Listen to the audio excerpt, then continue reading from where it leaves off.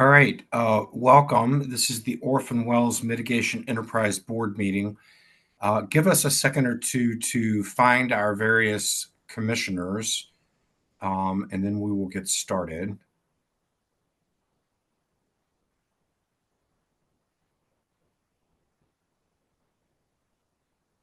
Good morning, Ms. Archuleta. Good morning. And we're also going to look for Kim Mendoza-Cook.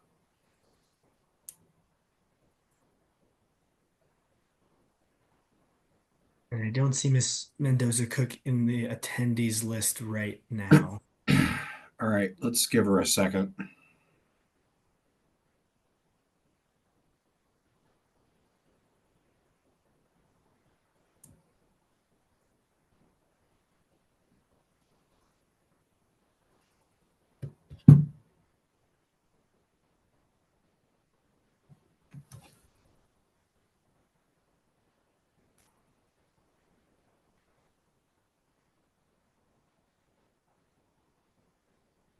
Okay, and I believe we have Miss Cook now. Okay.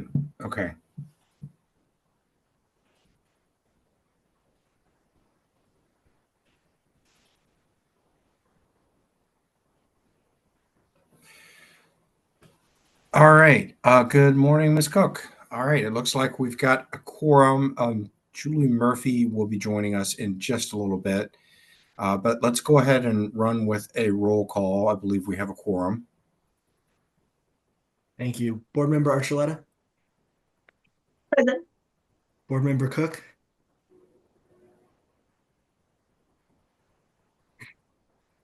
Board Member Murphy? Board Member Robbins? Here. Board Member Simmons? Present. Board Member Robbins, you have 4 commissioners present, or 4 board members, excuse me. Okay, great. And I anticipate Director Julie Murphy will be joining us here shortly. Want to welcome us to our agenda. Again, this is the Orphan Wells Mitigation Enterprise Board. It's also the Marginal Producing Enterprise Board. I don't think we've updated our name yet, but that's an exciting development as well. I want to welcome everybody. This is our second or third meeting, I'm not sure. I want to thank everyone for being here and fellow board members for volunteering your time to serve on this board and share your expertise with us. I am Jeff Robbins. I am the chair of the Energy and Carbon Management Commission, and in that capacity, I serve also as chair of the Enterprise Board. We have a new member with us, Cassie Archuleta. Good morning. We welcome you to our board. Ms. Archuleta, by way of introduction, is serving in the local government position. She has over 20 years of experience in air quality management and currently serves as the lead air quality specialist for the city of Fort Collins, where she manages air quality programs and grants. She's also the local government designee to the Energy and Carbon Management Commission, representing the city of Fort Collins in its interactions on local oil and gas operators and ECMC. So welcome her to us. Then wanted to provide some additional opening remarks, just kind of generally around what it is we're doing. Today's work is very important. We have to review fees and discuss how to integrate marginal wells into our program. Just wanted to sort of step back. Recently, I was at the Interstate Oil and Gas Compact Commission. That's a group of all the oil and gas states and Canadian provinces. And I got a chance to brag about the work that we're doing here in Colorado, which is really important. We're one of the few states that have established an enterprise for purposes of addressing orphan wells and marginal wells. And I think that we're doing good and important work. And today's date and work will be, for the first time, we're going to bring in the marginal wells. I'd like to recognize the champions of this work in the legislature who passed originally SB 22-198 that created our enterprise. And then last year we had SB 24-229, and that was sponsored by Senators Winter and Priola and Representatives Bacon and Wilford. and that's the statute that expanded our scope to include marginal wells. I also want to thank stakeholders like Ian Tafoya, who also played a large role in establishing the marginal well component of the orphan well work that we're doing with our enterprise. And having treaded water now for about 5 minutes, I see that Director Murphy is with us. And so I would like to recognize uh, Director Murphy for some introductory comments. And following that, we'll go to board comments and then public comment. Director Murphy. Great. Thank you all, and thank you for your patience. Between traffic and Zoom, my morning has gone a little bit less than planned, or just not quite as planned. I wanted to first off thank all of our stakeholders for their participation today. I think it's a really exciting day, as the chair has noted. There's lots going on. We've accomplished a lot, and yet there is yet so much to do. I know we've got a very busy agenda, and I certainly don't intend to take all of this time, and would be remiss if I didn't say welcome, Board Member Cassie Archuleta. We're thrilled that you're going to join us and the expertise that you bring to this program. I know that you've been integrally involved in a lot of the different work that ECMC has done, and now this board. Um, so, the role of this enterprise is really integral to the success of ECMC. It is performing an important business function for the state of Colorado in regard to plugging orphan wells and operating kind of as a separate business unit. And I really appreciate Dave Andrews' leadership in this space. Dave and I have been working together on orphan well work for much longer than the enterprise has existed, and much longer than Governor Hickenlooper's executive order. But what he has done with this program in that amount of time is remarkable. If you haven't had the opportunity to see what they're doing, we should get you more involved.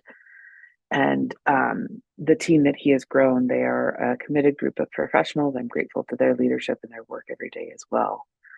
I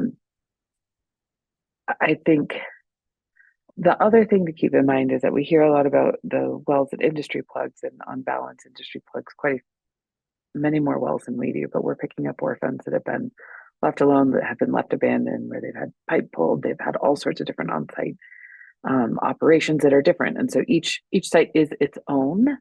It's its own analysis, it's its own speed. It then therefore makes it hard to compare apples to apples as you look across all of the work that they're doing, from the Eastern Plains to the DJ Basin, to the Western Slope and down into the San Juan Basin, over to the Raton. There's just no project is truly alike. We're trying to be really smart about how we're deploying our resources, so we're being mindful of kind of balancing all those things, and yet it makes it challenge sometimes to look at what we're doing and say, well, if you did A here, why doesn't A work there? It is a Herculean workload, and they are tackling it at an amazing pace. When you look at the growth of the program over the last few years, we continue to look to hire people to help us manage the work. Most of the dollars that we're spending are contracted out. So we have private sector contractors all doing the work, with the state monitoring the work, quality, the performance, and the spending. And so, with all of those introductory comments, I want to again express my gratitude to Dave, the entire Orphan Well team here at ECMC, inclusive of the contractors that we're working with, the communities that we're working with, and then turn it over to Dave to please present our annual well report. And before we get to that, let me see if any board member has any initial comments. Mr. Simmons, Ms. Archuleta, or Ms. Cook, anything for the good of the cause? You all good? Which is good. I'll Go just ahead. say quickly, sorry, thank you for the warm welcomes. Great. Mr. Simmons? Yeah, thanks, Chair Robbins. I think, for me, Director Murphy really hit on some of the great accomplishments that the Orphan Well program is doing, and it is very exciting to see the work that both ECMC as well as this board has been able to do. So just really wanted to extend my gratitude to the ECMC staff, and really excited to see where this goes, and looking forward to Mr. Andrews report, and just seeing how this program has grown in the last few years has been quite impressive. And I think that there is a lot of opportunity to continue to grow the program and really continue to make an impact, sort of as a board, as the Energy and Carbon Management Commission, and as a state to continue to be a leader in this space. So just wanted to say thanks to the staff. Yeah, fantastic. All right. Next is public comment. I would note for the record, we received 2 written public comments, one from Roger Stein and one from Leslie Robinson, and those have been entered into the record and the board members have read those. And then I do believe we had 2 people that signed up for public comment, Jeffrey Moore from Aurora, as well as I believe Matt Sura from representing the city or the Larimer County. I see Mr. Moore is with us, so I would recognize him for an ability to provide some public comment to us. Good morning. Good morning, Chair. Good morning, board members. Thank you so much for the opportunity to share some comments this morning. My name is Jeffrey Moore. I am the manager of the Energy and Environment Division for the City of Aurora. We look forward to the meeting today. We're especially looking forward to the last 2 agenda items that you have, talking about orphan well fees and the new marginal well fee on the agenda. We think those are very important concepts, and we're looking forward to hearing the presentation. We also recognize and applaud the increased number of plugged wells last fiscal year, 132. That's twice as many as has been plugged in the last 5 or 6 years on an annual basis. So that's excellent. We really appreciate that. We think that's definitely the right direction to be plugging more wells. Nevertheless, orphan wells remain a serious concern to local governments, and the reason is that local governments are often the ones that must deal with the consequences of orphan wells while we wait on the state to do the plugging. And that's kind of the basis of my comments this morning. A couple of numbers and facts here for you. In the 2023 report, there were 467 wells in orphan wells in the state. Subtract the 132 that were plugged last year, that leaves 335. This year's report lists 941. So that's an increase of 606 orphan wells into the program this year. Or to put it another way, that's an increase of 4.5 times the number of wells that were plugged that were added to the program this year. We feel like that's sometimes like 1 step forward and 4.5 steps back from our perspective. We hope the staff report today will include discussion of how many wells might reasonably be orphaned in the next coming years, perhaps the next 5 years. We know there are dozens of companies that have not yet filed financial assurance plans, which include possibly over 5,000 wells, and we're concerned about that number and whether or not any of those will be added to the orphan well program in the coming years. Over 1,000 of those wells are just with one company, KP Kaufman. Our concern is that the current rate of orphan plugging, 132 a year, while it has increased, may not be sufficient to keep up with future additions to the program in coming years, leaving the prospect that decades could go by and local governments are left to deal with continued leaks, spills, and other hazards. We want to know if you have an internal goal of when all the wells, or perhaps 95% of the orphan wells, might be plugged. That's something we'll be listening for today. On the plugging priority list, we have seen that we'd like a little bit more transparency in how wells are ranked for plugging. Currently feels a little bit like a black box. We know a list of some of the parameters that you consider when you're deciding how to order wells for plugging, but there's not a lot of granularity well to well. We would appreciate seeing more about that. In addition to your current metrics, we would recommend that MIT's mechanical integrity test be performed on a select set of orphan wells, not all of them, but a select set. Certainly, if a well is already leaking at the surface, it should be a high priority for plugging, and so we recognize it's high on the list. However, we also recognize that there could be wells that have mechanical problems downhole, and those wells are unknown in terms of their status. They are not leaking at the surface, but they could be leaking downhole and impacting subsurface aquifers, and that's a concern for us as well as a local government. Performing an MIT on that set of wells would demonstrate either that the well is still competent and it's okay to remain a low priority on the list, or perhaps it would be found that that well should be raised to a higher priority on the list. So in summary, we want to stress the importance of the work that you're doing. It's very important for local governments and for the state as a whole. especially since the board only meets once a year. We encourage you to be proactive in making decisions about fees and funding. The decisions you make today will be in place for at least a year and likely many years ahead. So we encourage you to do the following: increase the pace of plugging with more rigs and more crews, study the number of wells that might reasonably be added to the Orphan well program in the next 5 years, provide more transparency and ranking of wells to be plugged, and finally, to perform MITs on a select number of wells to determine if they might be leaking in the subsurface. Thank you very much for the opportunity to share our comments this morning.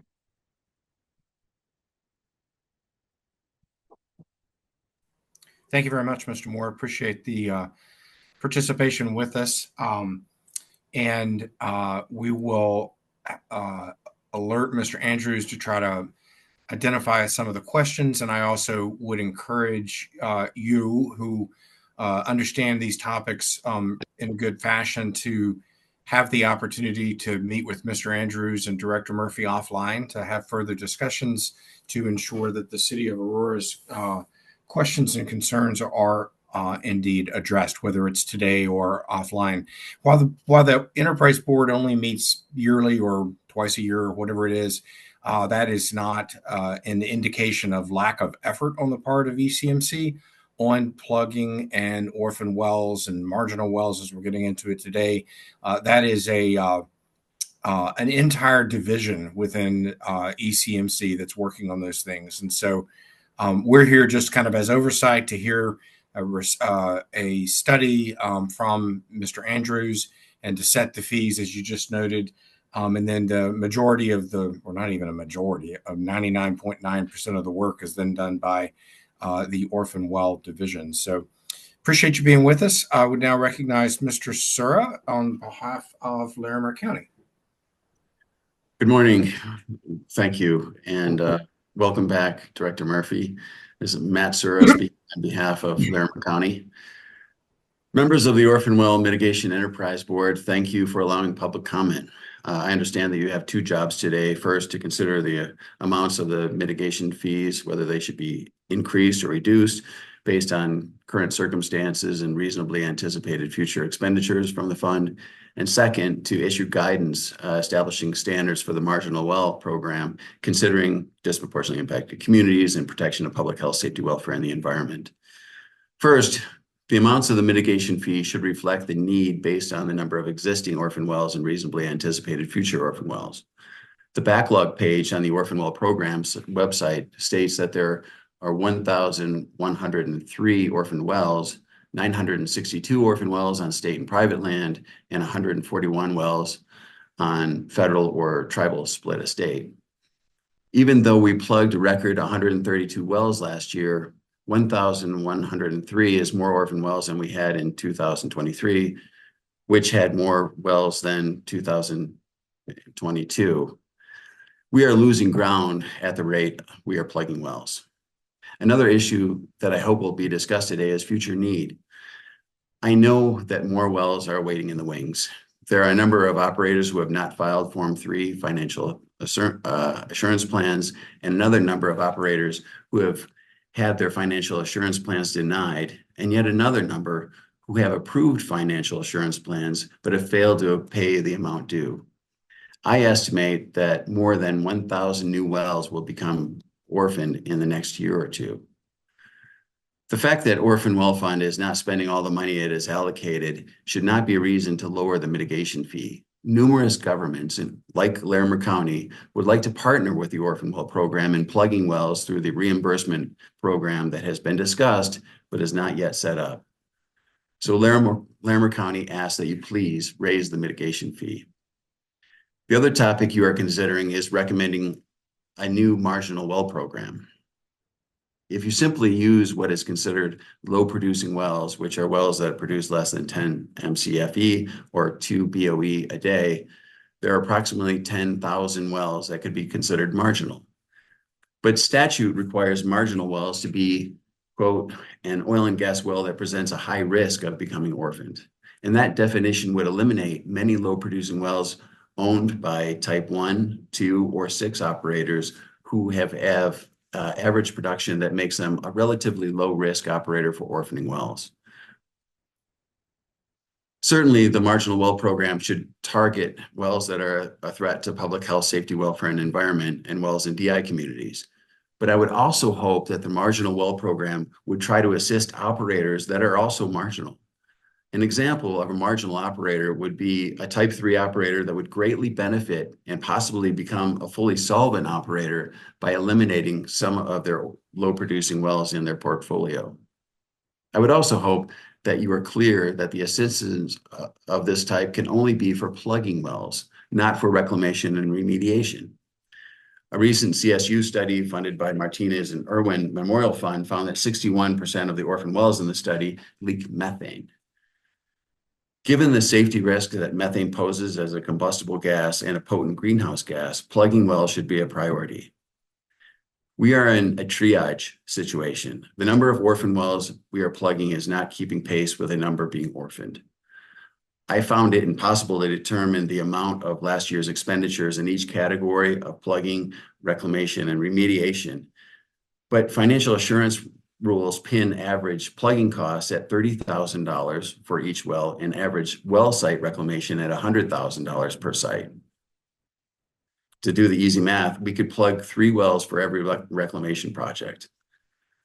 Given the emissions coming from orphan wells and given the speed at which the number of orphan wells is growing, Larimer County encourages the enterprise to set a high amount for the mitigation fund and to recommend that the money be prioritized for plugging only and not reclamation. Reclamation is important, but it is something that landowners can do themselves. Landowners cannot plug wells on their property, and in many cases, the existing shut-in or low-producing wells on their property make it worthless for any other use or development. Over the last few years, Wyoming has plugged an average of 662 wells per year.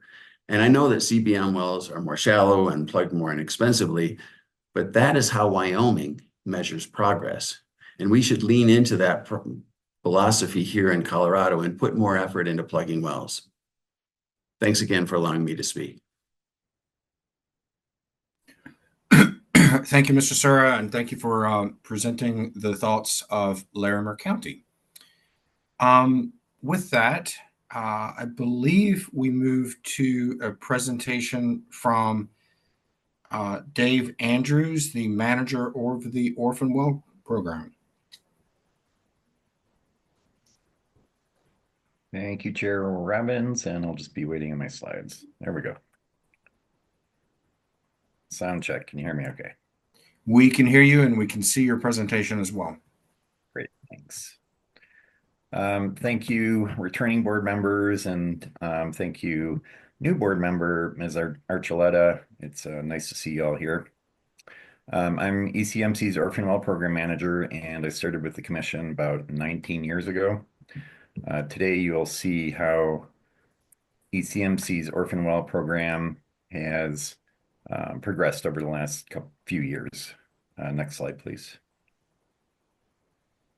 First, let's see what the Orphan Well Program, or OWP for short, does in the field.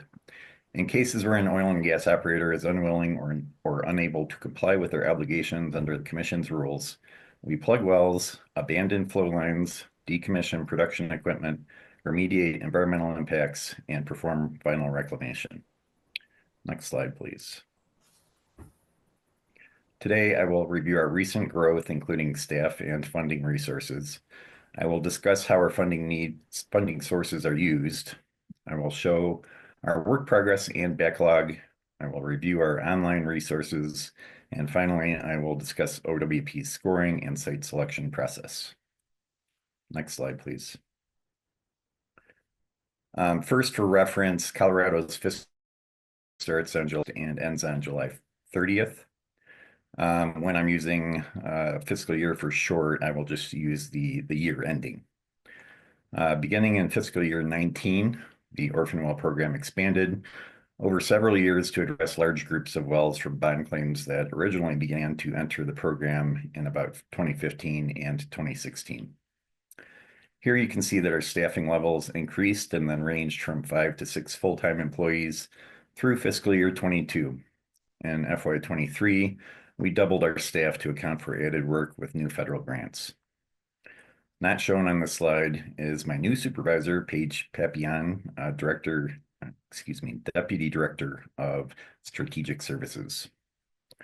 We are beginning the hiring process to increase our staff again this year.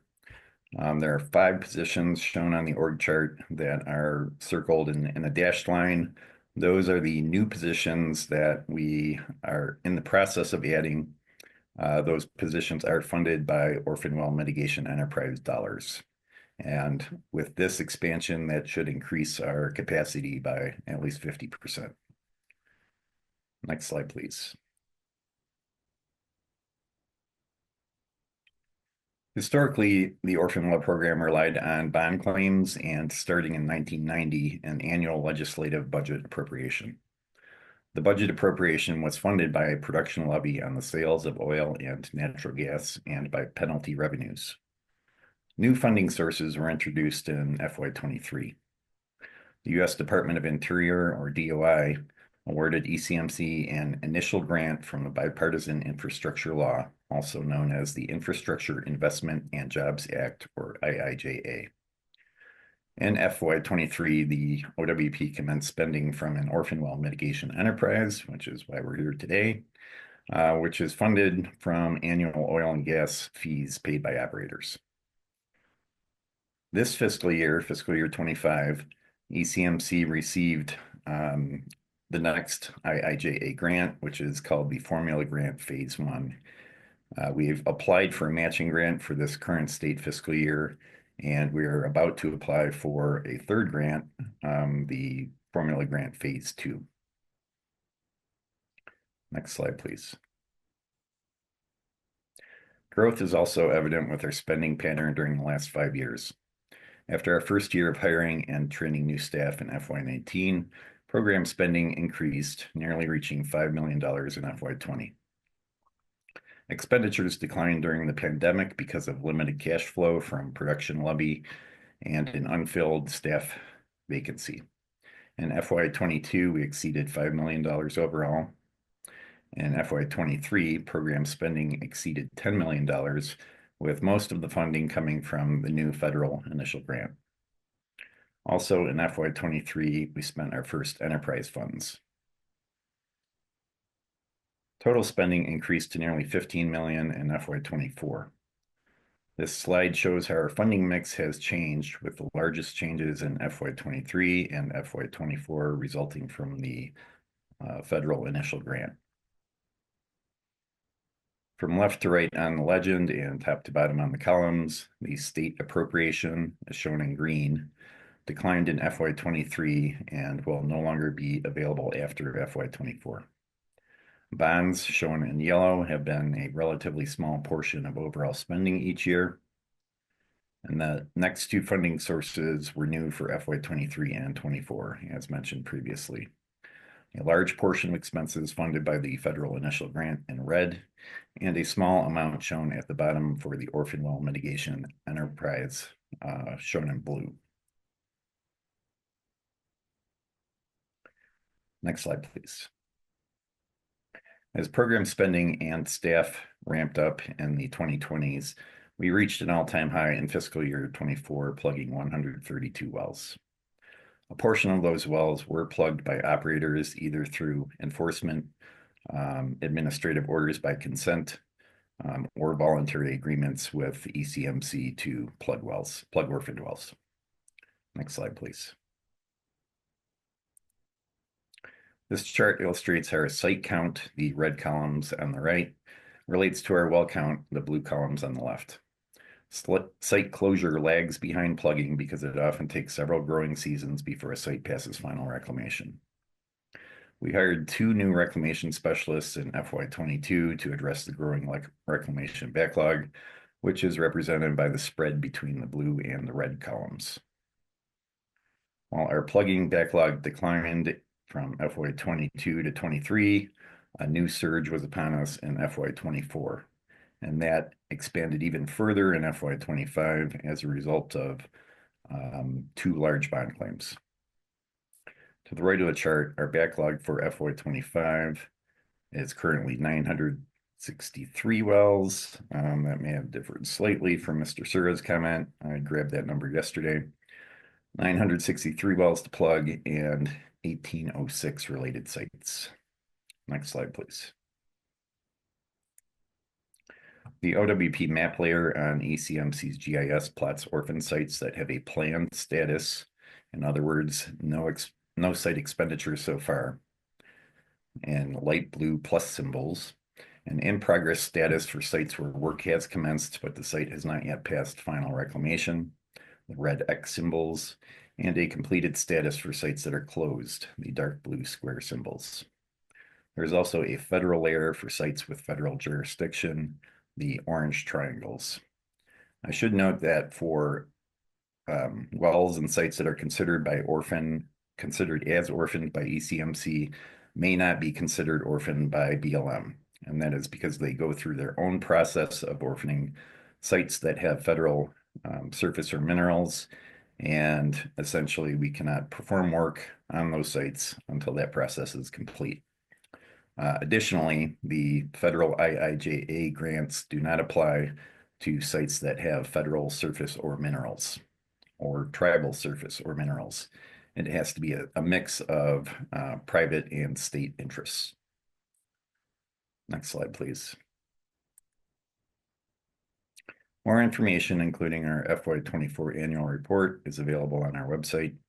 A link to the website is shown on this slide, or the site may be accessed from the ECMC website by clicking on Regulation in the green bar, then Orphan Well Program in the blue bar.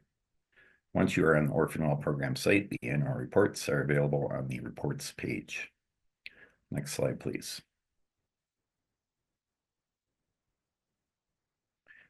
So on this slide, this begins our discussion of the process that we use for scoring sites.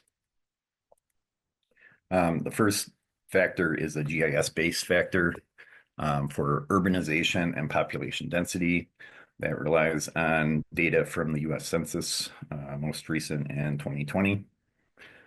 You'll see that scores are higher for sites that have greater density and also sites that are within a municipal boundary. And then scores 3, 2, and 1 are for less dense population areas that are not within a municipal boundary. Next slide, please.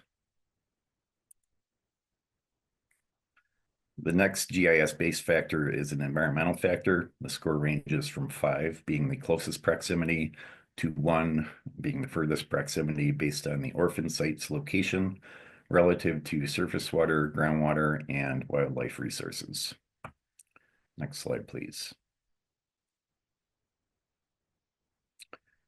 This is a time-based factor from either the drilling, the spud date of the well, or the construction date if it's a site without a well, to the current time. This is a dynamic variable, so as the site ages, the score may increase in our system.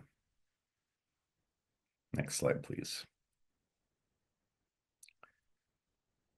For existing spills or releases that are either known or apparent through field inspection reports, we apply a score of 0 to 5 to the site, with 5 being the greatest for a continuous release and a score of 0 being the least for no active or historic spills. Next slide, please.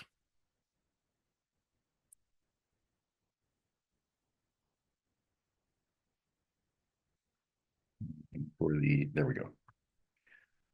For surface equipment on the site, the more surface equipment that is present, the higher the score. So for a large central field-wide tank battery that may serve multiple wells, that would be potentially a 3, and a score of 0 is applied for wells without much surface equipment, such as a plunger lift or minor junk or unused equipment. Next slide, please. For wellbore concerns, we'll start with wellhead conditions, whether or not the well is leaking or venting. The highest score goes to wells with a gas and liquid leak or a significant leak of gas or liquid, down to a score of 0 for no venting or leaking apparent.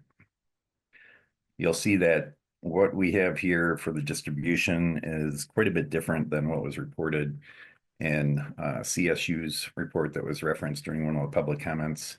And that is primarily because they had a relatively small data set of about 100 wells compared to this figure, which is our overall data set for wells that have been in the system, either unplugged or plugged. Next slide, please.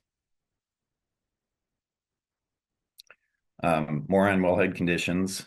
So this factor is related to Braden head pressure, which is the pressure in the wellbore annulus between the surface casing and the next smaller casing string, or the existing configuration of the well. So that really comes down to the depth of the surface casing and cement on other casing strings that are designed to protect groundwater. Next slide, please. Next is a time and a well-specific component. The time is really related to how recently the well has produced. So the highest score goes to, well, really two factors: time since it has produced and the mechanical integrity of the well. The highest score is given for wells that have no wellhead. So that could be an open casing at surface or a known failed mechanical integrity test. Beyond that, it really depends on how long it's been since the well has produced or injected. Score 2 for greater than 5 years, 1 for 2 to 5 years, and 0 for 2 years or less. Next slide, please. For stormwater and erosion control, the highest scores go to sites that have known or apparent offsite sediment migration, combined with significant slope. So in other words, it may be eroding into a drainage, down to a score of 0 for no apparent erosion or potential for erosion. Next slide, please. For weed control, the highest score goes to sites that are overrun with any type of weeds, whether they be noxious or otherwise, and those weeds are not consistent with surrounding vegetation. And that scales down to a score of 0 if there are no weeds apparent. Next slide, please. This shows the data distribution of sites that we have that are in progress. In other words, work has already commenced, and sites that are planned, work has not yet commenced. Also, the scores that I just went through for the various factors that go into the scoring, those are summed and then multiplied by 3. That gets the overall score to an approximate 100-point scale. And then the rank is applied. So high rank is a 65 and above, medium 45 to 64, and a low rank for a scaled score of less than 45. Additionally, we have a point is added to the scoring system for every year that the site is in the Orphan Well program.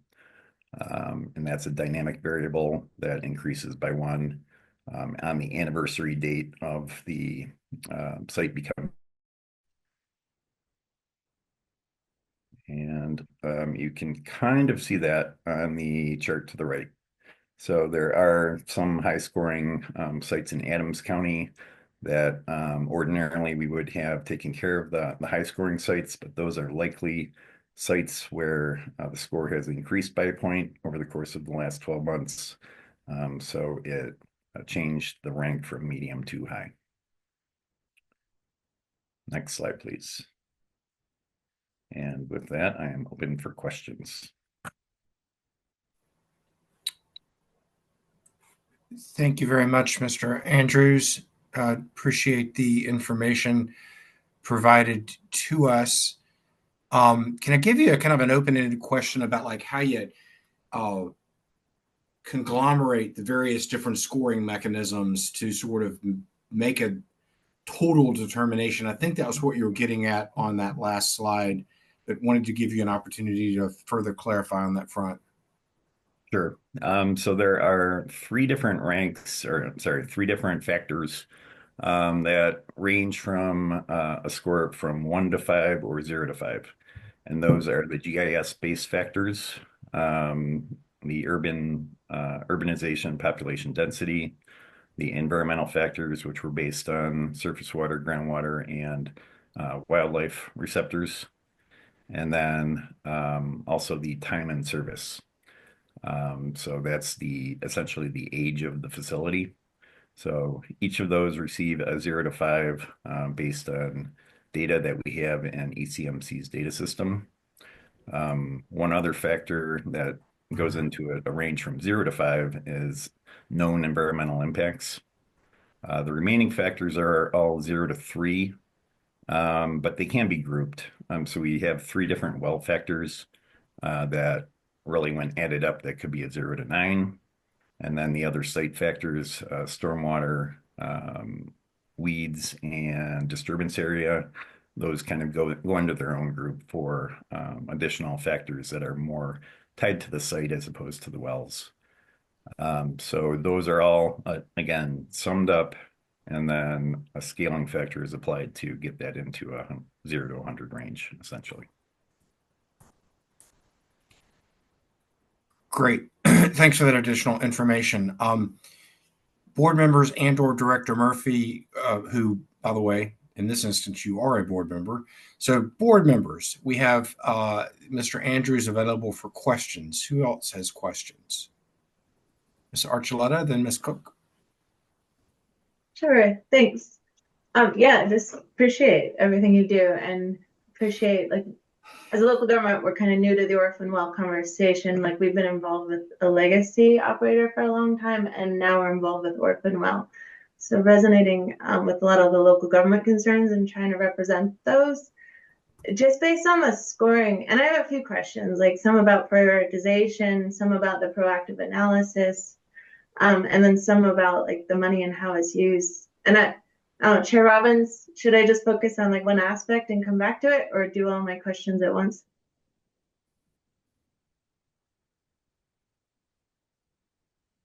Hold on, I'm muted.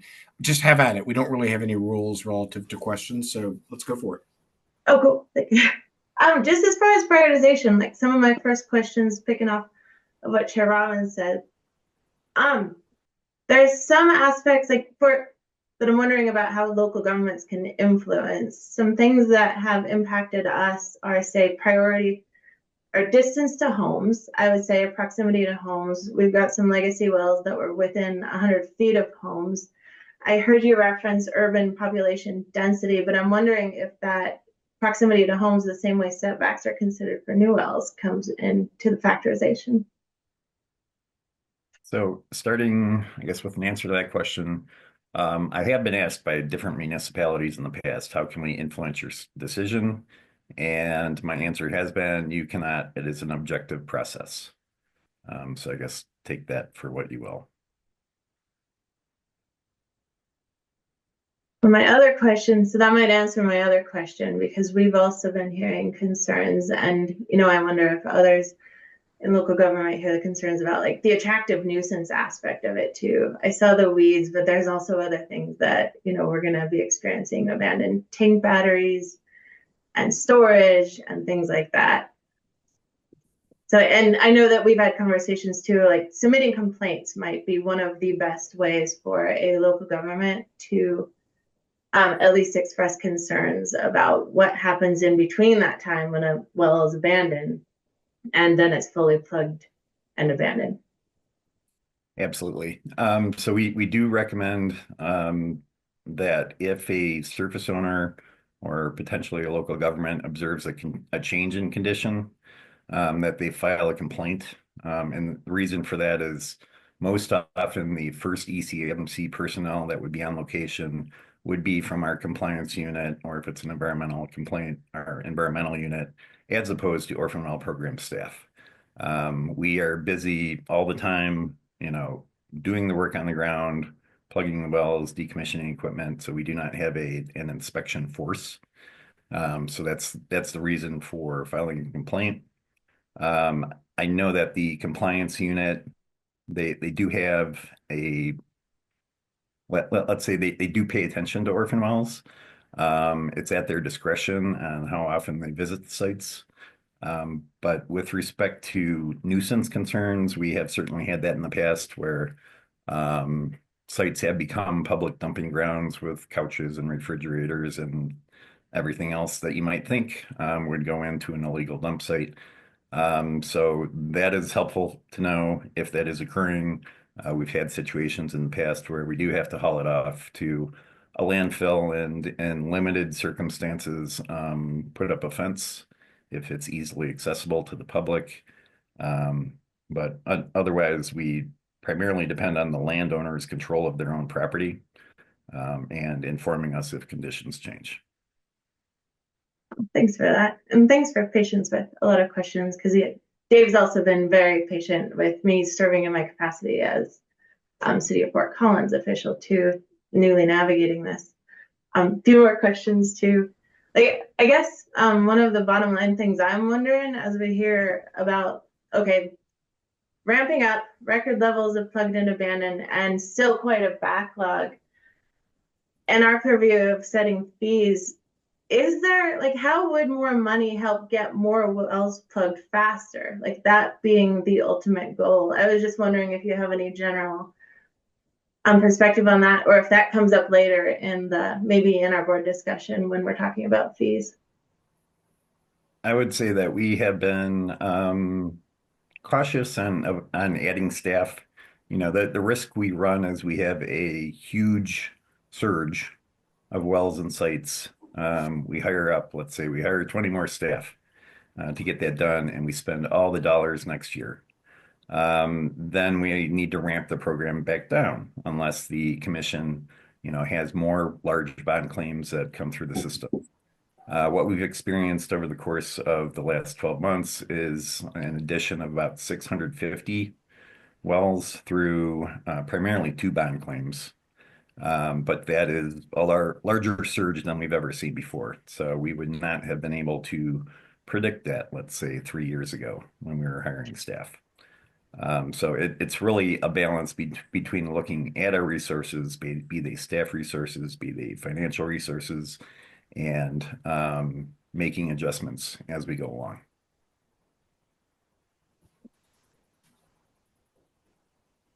And I saw Chair Robbins pop on. Should I save some of the?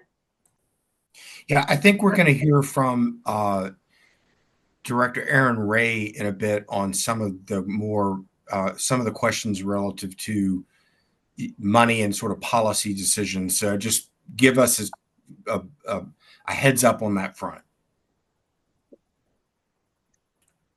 On the money, okay, the other one that I had on my list so far too was with new administrations and changing administrations, I know that nobody can really speak to a risk of losing the federal funds or having more in the federal funds in the future. Like, so how much do we need to be dependent on federal funds, and is there anything proactive there? Is one of the things that I'm interested in hearing a little bit more about. I don't know if we can save that for later too, sounds like.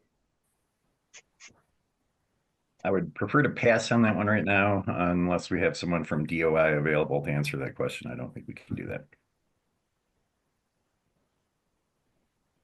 And then I had a few more questions even about, like, this is more process again, but just this proactive analysis, the stuff that was brought up even in comments from Jeffrey Moore.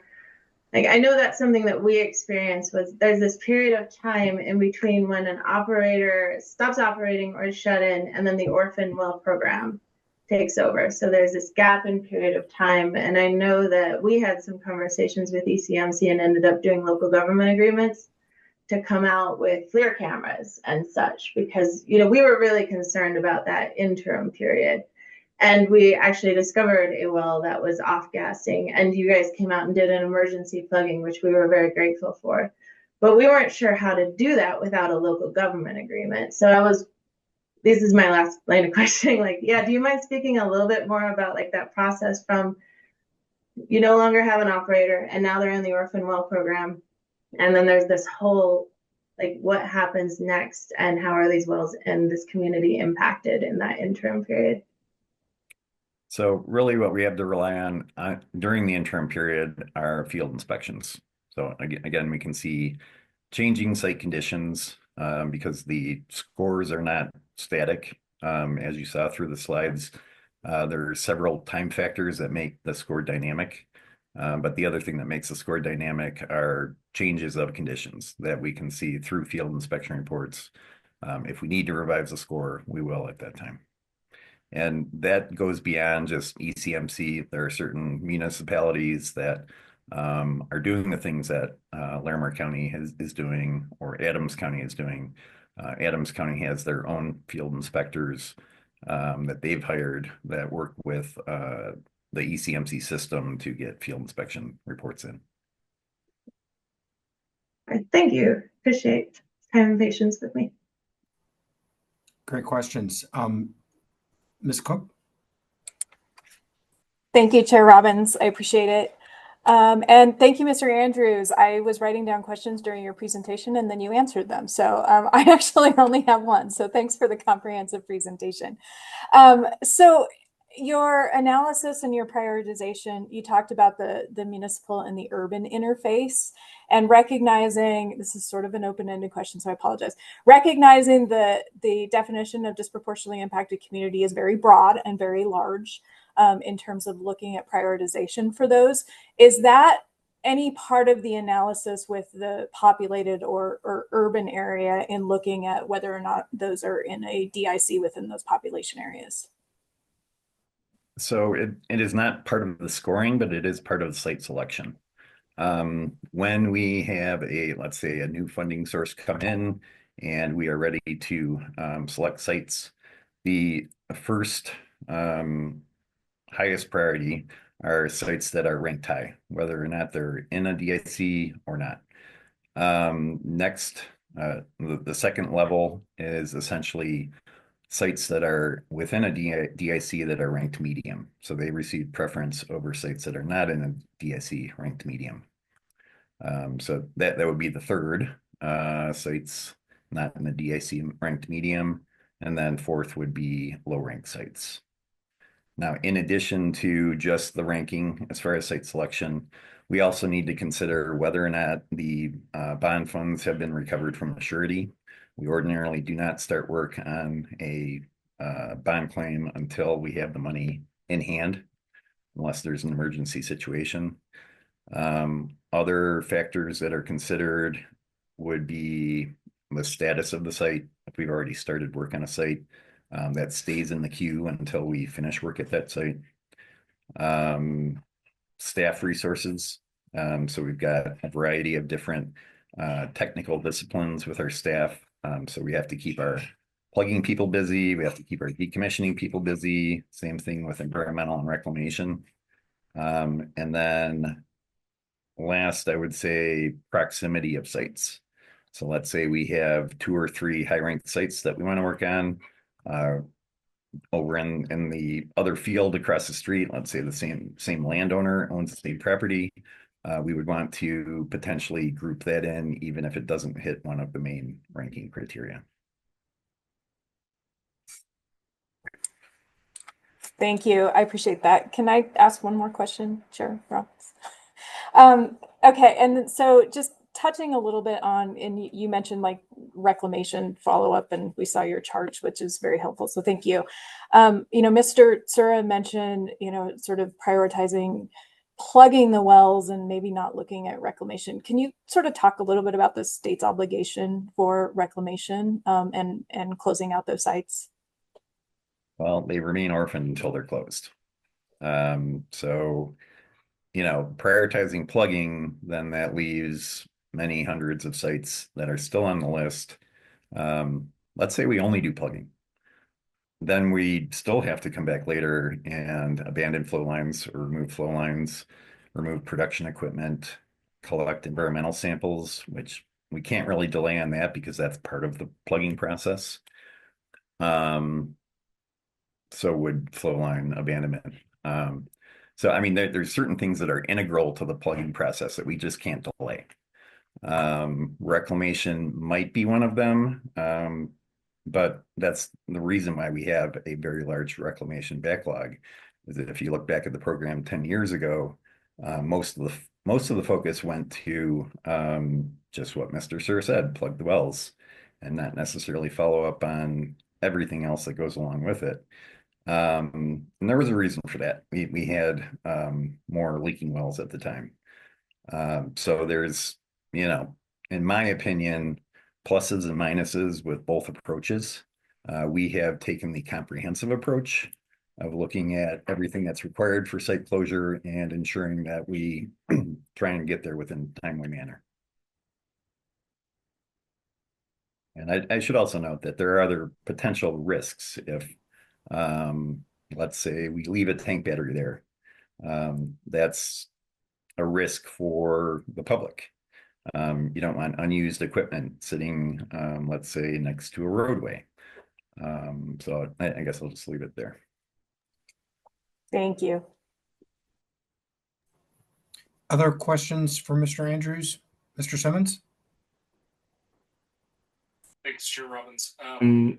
Mr. Andrews, thank you for the presentation. Really appreciate that. I think a lot of questions that I had were answered in that. So really glad to see you dive into some of those details. I have two questions for you. The first one being sort of back to the prioritization methodology. I'm wondering how often wells that are on the list are reviewed in terms of their prioritization, thinking some of the places in which we saw orphan wells on the map that you had provided are in areas with rapidly expanding populations. And so thinking that, a desktop review or whatever that may look like may not actually have newly platted neighborhoods or whatever that looks like. So just sort of wondering how, as we think about proximity to building units, you all are able to take that into account in the ranking of the wells. Thank you for the question. For that particular factor, it is a GIS-based query, and the population data is updated every 10 years when the US Census. So I would say once every 10 years for that particular data field. Okay, thank you for that. And then, I think this is sort of building off Ms. Cook's earlier question, but thinking in terms of, and also going back to Mr. Sura's question during the public comments, thinking about the breakdown of downhole cost remediation and reclamation. As I look through some of the expenditures that are available on the Orphan Well Program website, it doesn't look like there is a breakdown to those numbers. Is it possible to see either on a per well basis or a fiscal year basis the breakdown between those, sort of the difference between plugging, remediation, and reclamation? Thinking to myself also as well, and I think you alluded to this slightly earlier, SB 22-198, which sort of creates this orphan well enterprise, there is a requirement for the funding of plugging, reclamation, and remediation. So I don't think that we can just focus on one of those, but it would be really interesting as we think about the expansion of the orphan well list and needing to meet that moment, how exactly we can best use the funds to sort of meet the present situation in which we find ourselves in. So as far as transparency of those costs, they are listed in the annual report indirectly. We have totals that were spent along with percentages of those totals that were spent on plugging flow lines and decommissioning versus environmental versus reclamation. So that data is available as a snapshot once per year.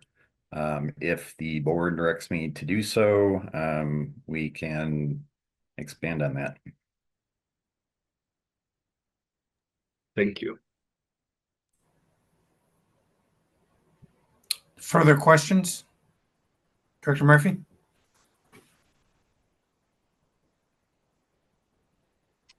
Thanks, and apologies for a slow phone. Dave, I wanted to Mr. Andrews, I wanted to make sure I understood some of your site-specific condition analysis. I think you talked about both monitoring methane or other emissions and Bradenhead and MIT monitoring. I infer from that that your team, when it's actually allowed to be on site, which is after orphaning occurs at this point in time, we are monitoring methane and emissions and downhole integrity consistent with ECMC requirements. It's a very leading question, but So I'd love to have you. For monitoring emissions, and this is per the federal requirements for the grants, that occurs before plugging, sometimes more than once, and after plugging. So it's not a routine process, which would require us to, access these 900 plus sites over and over and over throughout the year. I would say the same is true with Bradenhead testing. So Bradenhead testing, if available from the prior operator, we will use that data. If there appears to be a reason that we need to do a test earlier than immediately prior to plugging, we will do so. But again, I would say that is not routine. In the past, there have been occasions where we proceeded with mechanical integrity tests before plugging wells. However, that comes with a cost and time component as well. So it's in all of those instances, it's great to have the data far in advance.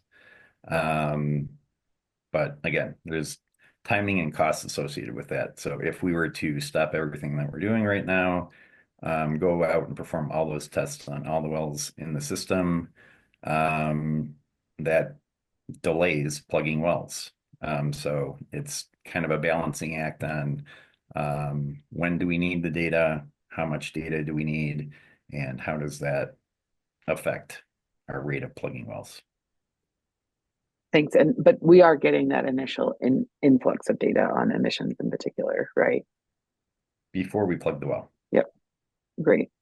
And then I seem to recall, over the course of working with this organization, that the balance between whether to MIT or whether to go ahead and plug, when we have a question about integrity, we often just go ahead and plug it. Is that fair? Yes.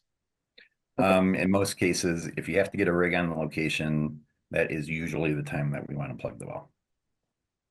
That's helpful. And then I think you alluded to this a little bit, but that the inflow of wells this year was really impacted by two operators with 600 summation of both of them coming in. And I think you said that that's different from other years. Did I hear that correctly? That's correct. Over the last 12 months, two operators represented 551 wells.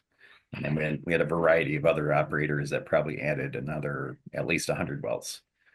So the large increase in our backlog over the course of the last 12 months in particular was related to very recent bond claims. And it's really difficult to scale up that quickly over the course of 12 months to address a surge like that. That's helpful. And Chair, forgive me, I don't have a question, but I think that there have been a number of points that have been brought up that we should probably think about talking about as a board, right? Around, I heard the question around what happens if we lose federal funds and how do we scale the program. I think that that's probably worth talking about as the board. If it would be helpful for staff to talk a little bit about the process from how it moves through an enforcement process, what steps that take, what time that takes before it can move over to the Orphan Well program and get brought into that transition. It sounds like might be a helpful conversation, but that's probably not Dave's to give or Mr. Andrews' to present. The intersection of financial assurance is tricky at best. This question, I think the board should talk a little bit about the plugging only versus plugging and remediating and reclamation. But that to me folds into this conversation about the marginal well program and I think what Assistant Director Ray will be talking about a little bit. The urbanization question and how to integrate that to me falls again into a discussion of Director Ray's presentation, I hope, or Assistant Director Ray. And then I think we can try to work on data around the downhole costs for mediation and reclamation to member Simmons' questions too. Yeah, no, I appreciate that. So just looking kind of at where we are and where we're going, we still have a discussion from Aaron Ray, Assistant Director for Energy Innovation, Department of Natural Resources. From the agenda, that's around the marginal well plugging aspects of 229. We have a potential for executive session, and then there is an opportunity for this board to discuss both setting of the enterprise orphan well fees and institution of new marginal well fees. With that, if we don't have further questions for Mr. Andrews at this time, we'd probably want him to stick around. I think all of that's kind of interrelated in terms of discussion points for the board. It's 10:07. I would suggest maybe we take 5 minutes. I'd like to fill up my cup of coffee, and then we can come back and hear from Director Ray, and then we'll keep Mr. Andrews around for all of those multiple discussion topics. Does that sound fair to folks? All right, 10:00, let's return at 10:13. All right, welcome back. This is the Orphan Wells Mitigation and Marginal Well Enterprise Board. We are back. It's 10:13, and we now will recognize for a presentation Aaron Ray, Assistant Director for Energy Innovation, Department of Natural Resources. Thank you, Chair Robbins, and good morning, board members. Good to see you. I'm going to share some slides, so give me one moment to get that going.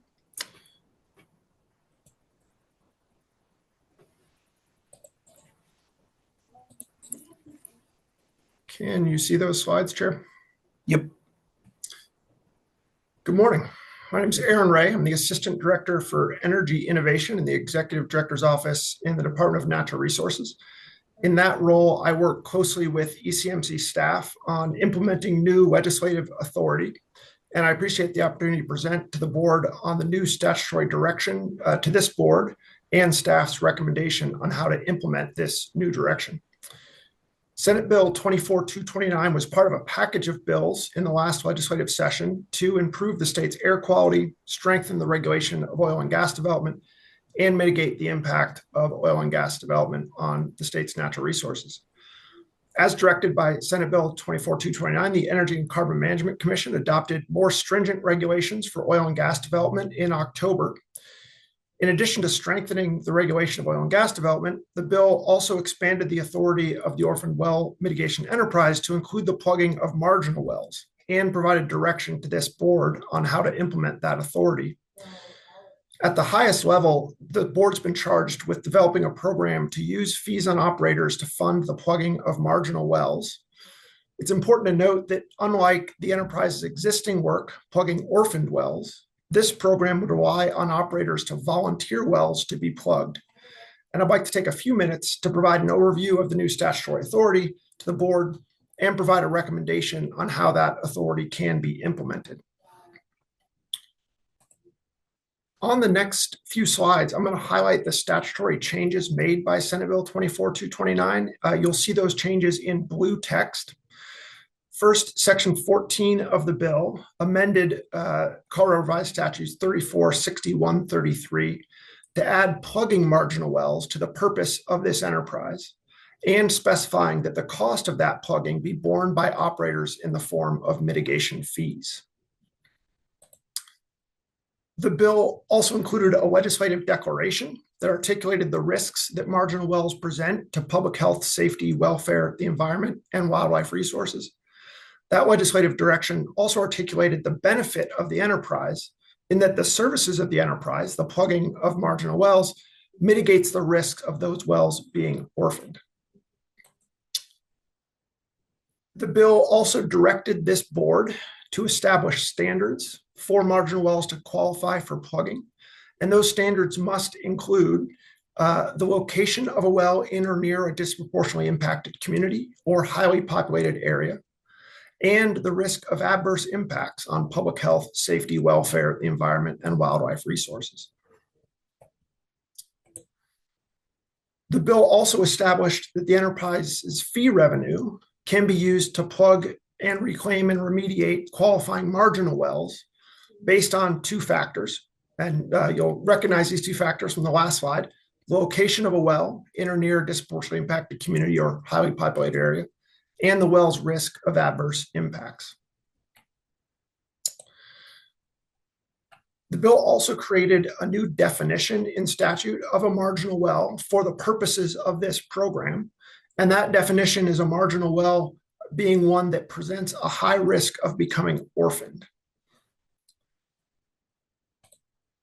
And then finally, although this statutory language has not changed, I want to remind the board of your authority to adjust mitigation fee amounts at least annually to administer the work of the enterprise. And so I want to turn to staff's recommendation to the board for your consideration. First, staff recommend no change to the existing annual mitigation fee that funds the plugging of orphaned wells. This recommendation is based on the availability of orphaned well enterprise mitigation fee revenue and the availability of federal funding to plug orphaned wells in the state. Currently, the existing annual mitigation fee to fund orphaned well plugging is expected to generate about $9 million annually. And federal IIJA funds are expected to provide a total of approximately $59 million for the plugging of orphaned wells. So given the significant growth in revenue to the program and the program's plugging work, staff recommend giving the orphaned well program the opportunity to continue its work and revisit the orphaned well fee level in future years. Staff does recommend the adoption of a new annual marginal well mitigation fee to fund the plugging of marginal wells under this board's authority from Senate Bill 24-229. Staff recommend a single annual fee of $115 per well. That is estimated to generate approximately $5 million. Let me say that again. That fee is estimated to generate approximately $5 million per year to fund marginal well plugging. And that revenue is necessary to support the implementation of the board's new authority and to begin plugging marginal wells that are volunteered by operators. And then finally, staff also recommend that we develop a proposal to the board to implement this new program. Based on the statutory direction from SB 24-229, there are a number of specific program parameters that need to be defined. These parameters include a more granular definition of marginal wells that reflects the statutory definition of wells that present a high risk of being orphaned. For example, how do we determine what presents a high risk of being orphaned? That's something that staff would like to bring back to the board in a proposal. Second, we'd like to present to you a process for how operators will volunteer wells to be plugged by the new marginal well program. We'd like to develop a well prioritization methodology that reflects the statutory standards of location in or near or disproportionately impacted community or highly populated area, and the well's risk of adverse impacts. So how will those factors be prioritized for plugging, giving limited resources? That's something that we would like to work through as staff and bring back to you as the board. Our proposal will include a timeline for program implementation. When can operators begin volunteering wells? When will plugging commence? It would include a description of any anticipated personnel or other needs associated with implementing the program. And will include any other program elements that are identified by staff as we work through this. We recommend that this proposal be delivered to the board for your approval no later than April 1st, 2025. And that timeline aligns with when new fee revenue will be collected and can begin being spent for the marginal well program. So with that, I will stop there and would be happy to answer any questions you might have about the new authority of the board and staff's recommendations. couple of starting questions. I'm sure everybody's going to have some questions. So if I've taken my notes correctly, Mr. Ray, you've indicated that the current fees of 225 and 125, that they remain in place for the future year. And it seemed like a lot of that analysis from staff was relevant to the large amount of federal funds that are going to continue to come in. I think I wrote down 59 million. Can you talk a little bit more about the federal funds? It's not 59 million in 1 year, I would assume. It's probably over the course of a period of years. And can you speak a little bit to sort of the balancing act of the federal funds versus the funds that we generate? I know Colorado's in a little bit of a different place because we've got this enterprise where we generate fees. A lot of other states just get the federal funds and they don't have this sort of balancing act. It's kind of an open-ended question, but I wanted to get some more information in the record on those points. Thank you, Chair Robbins. And I'll start and would invite Dave Andrews to jump in as well, as he's in way familiar with the federal funding. As you noted, yes, the total that I cited of 59 million is broken up into a variety of different grants. So the program has received phase one IIJA formula grants of about $25 million. We're expecting phase two formula grants of about $29 million. There's also a matching grant of about $5 million. Each of those grants has a different timeline associated with them. But my understanding is that those federal funds will be available through 2029.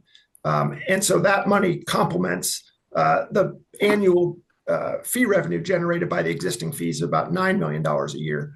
And so our recommendation is, given those available resources, we spend those dollars first before while considering changes to the existing fees. But Dave, do you want to add any color to how those IIJA dollars are being used? Sure. So for the matching grant, we have applied for the first year of the matching grant, and we're allowed to apply every year up until the ending of the IIJA funding in 2030. So for the match, essentially, we need to spend about 6.6 million of OWME funds per year. And then the match from the feds, it's not really a match. It's slightly lower. This year, we were asking for 5.4 million from IIJA. But over the course of all of the years through the end of the grant, there is 30 million available from the matches. So let's see, 30 million from those matches. We've already mentioned the 59 million from the formula grant. And then the one missing piece is the regulatory improvement grants, which between those grants, they total $40 million. And the application window for those grants are not open yet. But, in the end, we're talking about more than $100 million expected from IIJA moving forward. Again, with about 6.5 million or so being spent from OWME from here forward.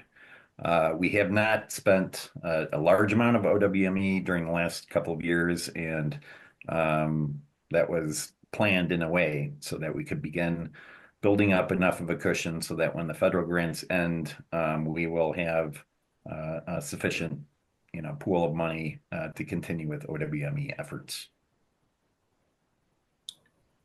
Okay, so then a second line of inquiry, the marginal well fee recommendation of $115 per well to generate approximately $5 million a year. Can I get some further background from either Mr. Ray or Mr. Andrews in terms of how staff arrived at that being the right place for the initial fee per well, right place of bundle of money to be generated, how that plays into money that we may have received from the federal government on the other marginal well program that exists, kind of how all that plays out, and then how it is that we believe that is the right landing place, given that this is a volitional program, and we may not have a for sure accurate sense of how many folks are actually going to want to use those funds. It's again kind of an open-ended question to kind of flesh out how the recommendation got to that space. Thank you, Chair Robbins. One of the things that the chair mentioned that I did not cover, but I'd be happy to share more information about, is the state is the recipient of federal dollars from the Inflation Reduction Act for something called the Methane Emissions Reduction Program, or MERP. ECMC was awarded $12.5 million under this program. And the purpose of that program is to reduce methane emissions through the plugging of marginal conventional wells. And so you can think of this as sort of a federal analog to the state program that you are being asked to stand up. However, there are some specific differences between the programs. So I want to be very clear about how these programs are similar and different. We are in the process, ECMC is in the process of standing up that federal MERP program. Those funds will be available for 5 years, so $12.5 million over 5 years, to plug marginal conventional wells. One of the key differences is that program has a federal definition for what qualifies as a marginal conventional well to be plugged using these resources. And that federal definition has multiple pieces, but one of the key pieces, it includes a production threshold. So wells have to produce less than or equal to 15 barrels of oil equivalent per day, or 90,000 cubic feet of gas per day. The state marginal well program does not have that production threshold. If you remember from what I presented to you, the state statutory definition for marginal wells is simply wells that present a high risk of being orphaned. So if we look at the federal definition for that MERP program, ECMC has estimated there are approximately 12,000 wells that would qualify in the state of Colorado under that federal definition of marginal conventional well. So with the note that the state definition and this federal definition are very different, but let's use that 12,000 wells as a proxy for what could be available to fund the plugging of under the state program. We estimate that under the federal program, we could fund 100 to 150 wells out of that 12,000 that's eligible. So even after the end of the federal program, we're still talking about thousands of marginal wells, again, with the caveat that our definition is different. But if we use the federal definition as a proxy, we're talking about thousands of marginal wells that are potentially eligible for plugging. And so a state program that generates $5 million a year would still only be available to plug a very small fraction of the marginal wells that could be eligible. So to your question, Chair, why 5 million? We felt it was a good place to start. It gets the program up and running. It provides resources to plug marginal wells that fit the state's definition. Again, that's different from the federal definition. But it is certainly not enough resources to really even make a dent in that total number of marginal wells. And obviously the board would have the flexibility in the future to either reduce that amount if there's less demand than we anticipate for the state program, or if there's more demand for the state program, you could increase that amount in the future. But we felt that $5 million was an appropriate place to start.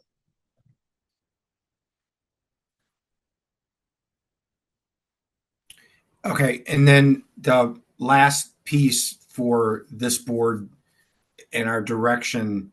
So we need to make a decision on the orphan well fees, need to make a decision on this new marginal well fee. And then lastly, under 229, we are to provide guidance to staff relevant to sort of how to stand up the marginal well program. And I think one of your last slides had like 6 points that we should provide. Basically, we adopt those 6 points. We tell staff to go figure out those 6 points. And staff, please come back to us with a plan by April 15th on how to generate this program using those 6 points as kind of the database. Did I get that piece right? That's correct. As I walked through the statutory direction to you all, you'll note that it's relatively high level. And so what we recommend as staff is within the requirements that you as the board have, there are a whole bunch of really specific, complicated questions that need to be worked through. And so staff would like the time to work through those questions and bring back to you a proposal for how we think this could be implemented. Obviously, that is subject to your approval and modification. But we think that it's necessary for you to see a much more detailed description of how this proposal would operate, about what wells would qualify, about how they would be prioritized, about how operators would have the opportunity to volunteer those wells. All of those things are details that we would like to be able to provide to you for approval prior to collecting those dollars and beginning to spend them.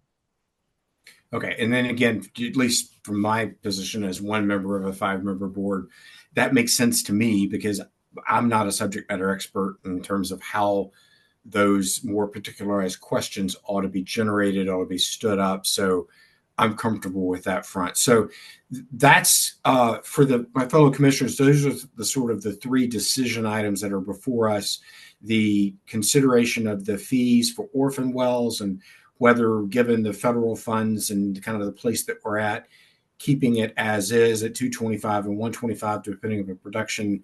That's our first decision point. Second decision point is the adoption of the marginal well fee, given the MERP program and sort of the money, the federal money that's there.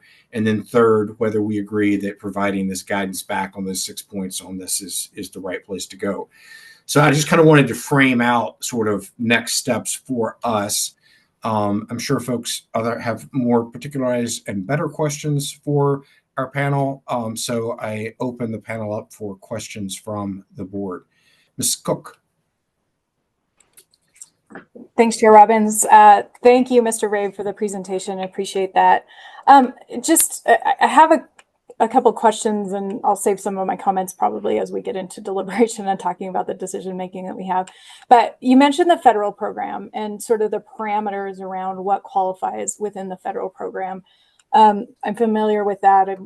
I'm familiar with sort of how other states are doing this. And, you know, from my understanding, there's been limited participation. And again, it may be because of the limitations of what qualifies under the federal program to be put in. However, recognizing that even within that, our program is voluntary as well. Operators would have to elect to put marginal wells into the system.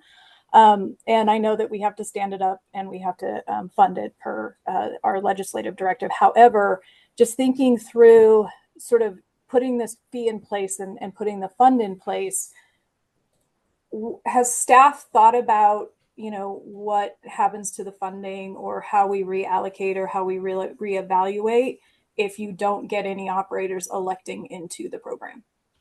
Because there will be parameters around your program as well that may or may not be enticing to operators to put wells into the state program. It's a great question. Thank you for that. We have had that conversation, certainly in standing up the MERP program. You know, we have these federal dollars. What happens if demand for that program is less than we anticipate? And it's a similar question here. I would say a couple of things.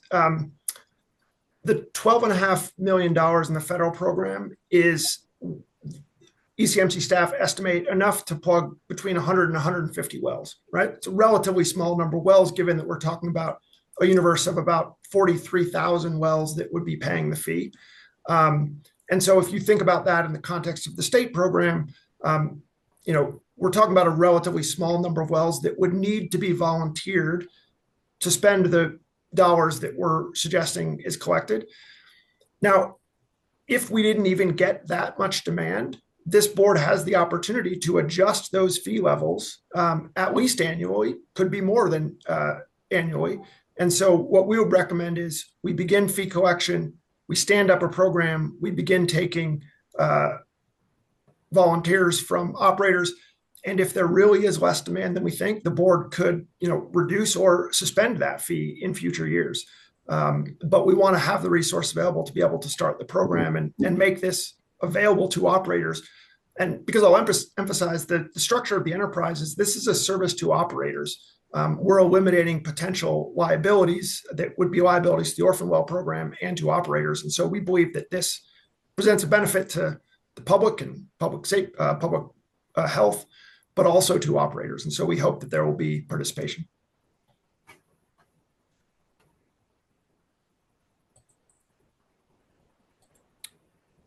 Any follow-up, Ms. Cook? Okay, Ms. Archuleta? Thanks. My question is sort of related to that. I was wondering if you could tell us a little bit about, like, I was thinking about the Rule 211 Rule 211 existing in the regulations right now, and you helped me understand a little bit of this like last week, but so I'm wondering about overlap between like low producing, non-producing wells and marginal wells. So by the federal definition, less than 15 barrels of oil equivalent, and the other, it seems like these low and non-producing wells are also part of that. But by the marginal well, like some of these might not be at risk of being part of an orphan well program. So there's some overlap, but not all overlap. And I know another difference, like you speak to this one as it's a volunteer program, and Rule 211 is more of a compelled program. So I'm wondering if you could just speak to how those overlap and whether there might be some operator incentive, like looking at, hey, this possible Rule 211 or volunteering their wells, if that question makes sense. Yeah, thank you. I will actually defer discussion of Rule 211 to either Chair Robbins or Director Murphy, as that's an authority that the commission has, not this board. But to your question about sort of overlap between the federal definition and potential state definition, part of why we are asking for direction from the board to bring back a proposal, particularly around the definition of marginal wells, is, as I noted, the statutory definition is relatively broad. Wells that present a high risk of being orphaned. It is possible that production amounts could be a factor in the risk and a well places, or the risk a well has in terms of being orphaned. If a well is low producing, it's not generating enough revenue to cover the operator's marginal costs, maybe that's a well that might be orphaned, right? On the other hand, we know that there are some operators that are able to profitably operate low producing wells, and those wells are unlikely to be orphaned. And so that's part of why we would like to dig into that definition and have a more granular proposal to the board. That definition of a marginal well as a high risk of being orphaned might include production levels, but there might be other factors. And we want to think about those and bring you a more sophisticated definition for the purposes of this program that takes into account production, but what does that mean for the risk of being orphaned? And then once we have that universe of what counts as marginal wells in this case, the real key is how will we prioritize among those wells based on the factors that are in statute. So all of that is what we hope to work out in the proposal and give this board an opportunity to refine that further. Thank you.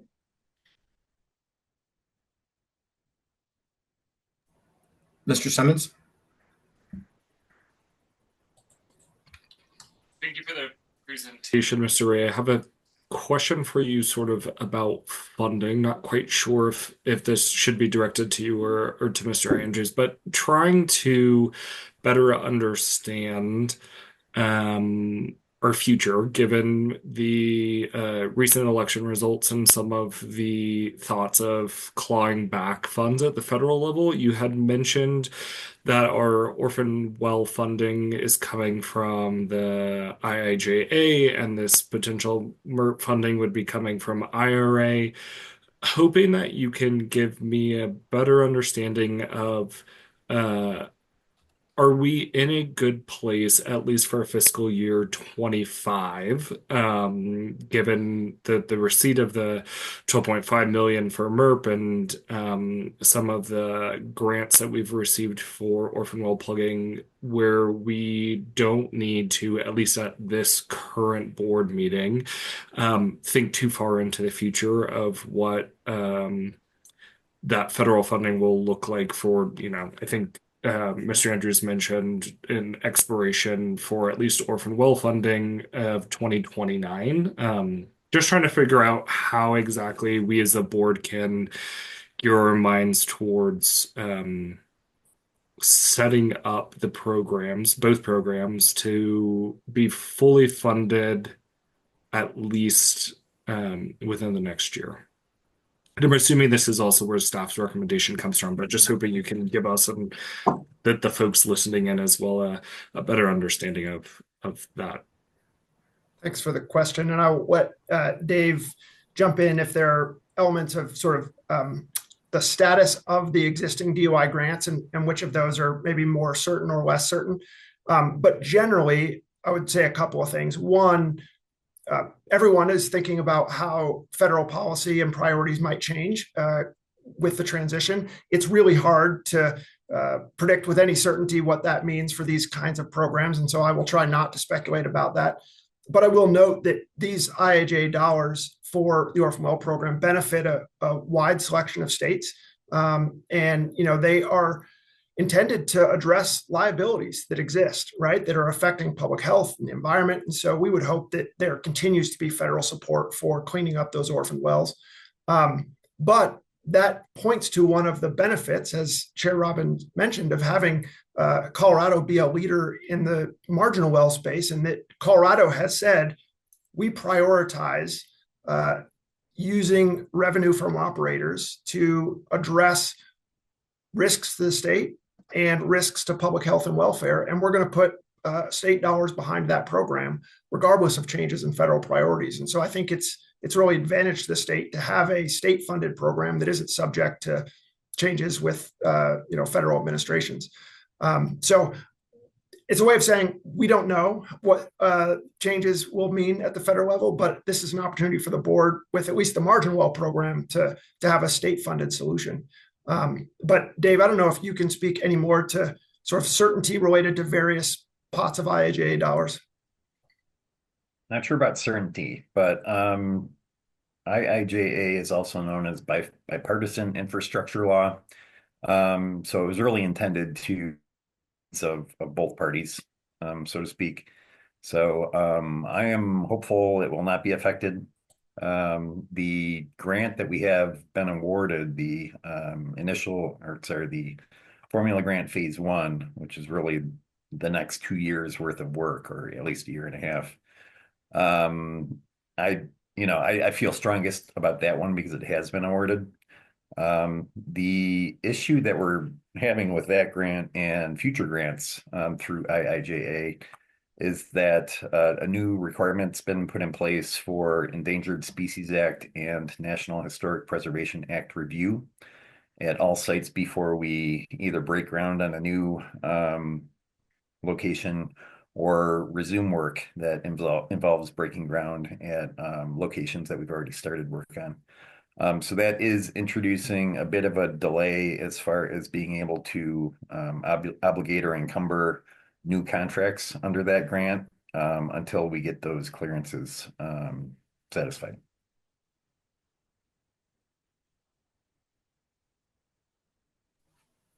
Any follow-up to that, Mr. Simmons? The only follow-up is probably just a point of clarification. I think you just hit on this, Mr. Andrews, but if the Formula One or Phase One grant has been awarded, we don't necessarily need to be thinking about potentially seeing a decrease in what that federal funding looks like for this next fiscal year. Sort of thinking about the growth that you have shown of the budget for the program, just like trying to make sure that for when we meet again, we were well funded. Yes, that is my opinion. Further questions for the panel?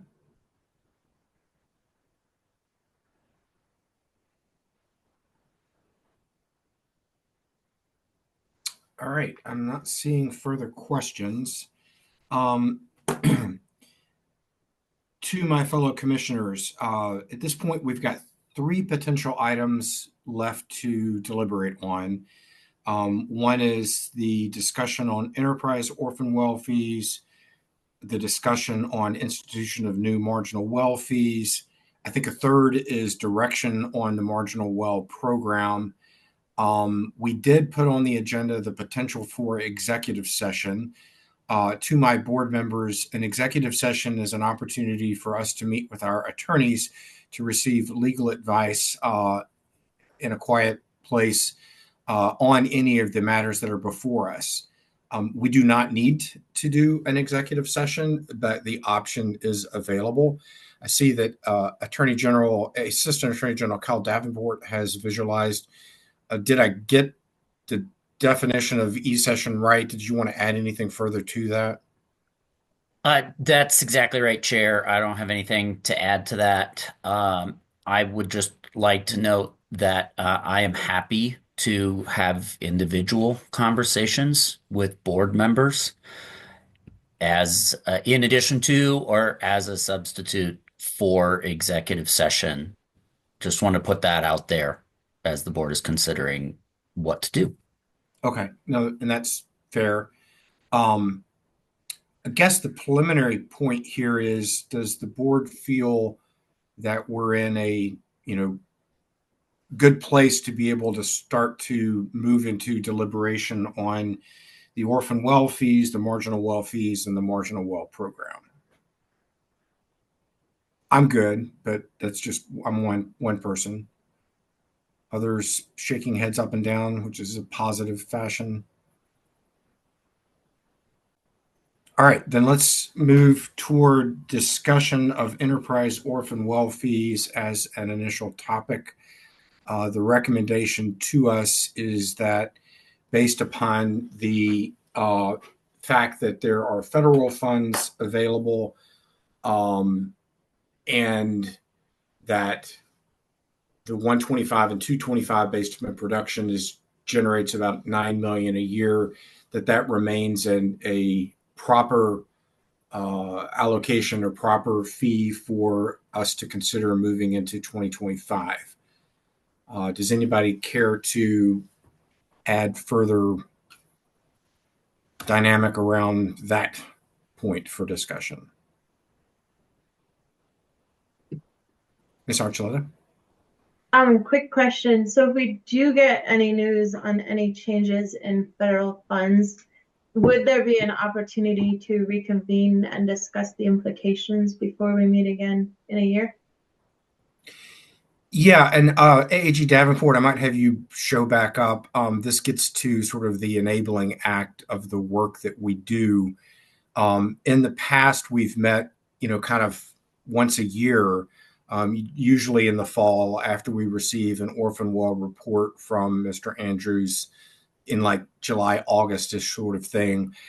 My recollection of the act does not preclude us from convening ourselves more often than annually if circumstances suggest that is an appropriate thing for us to do.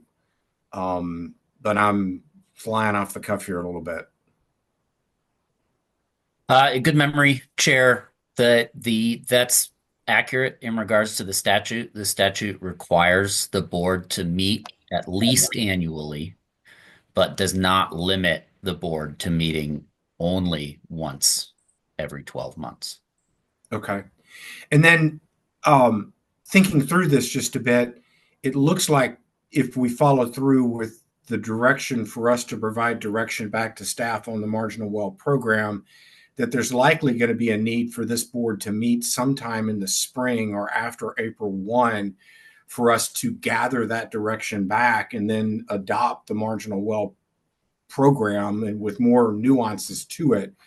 And at that point in time, Ms. Archuleta, I appreciate your point. Maybe we could get kind of an update if we do stick with the current fees now, since it looks like we're probably going to be doing another meeting at that point in time. What are other folks' thoughts on that point or these general points here? Director Murphy, I see you've unmuted. Thanks. I'm fighting with my computer. If people see my hands flying or me coming on and off, or my phone.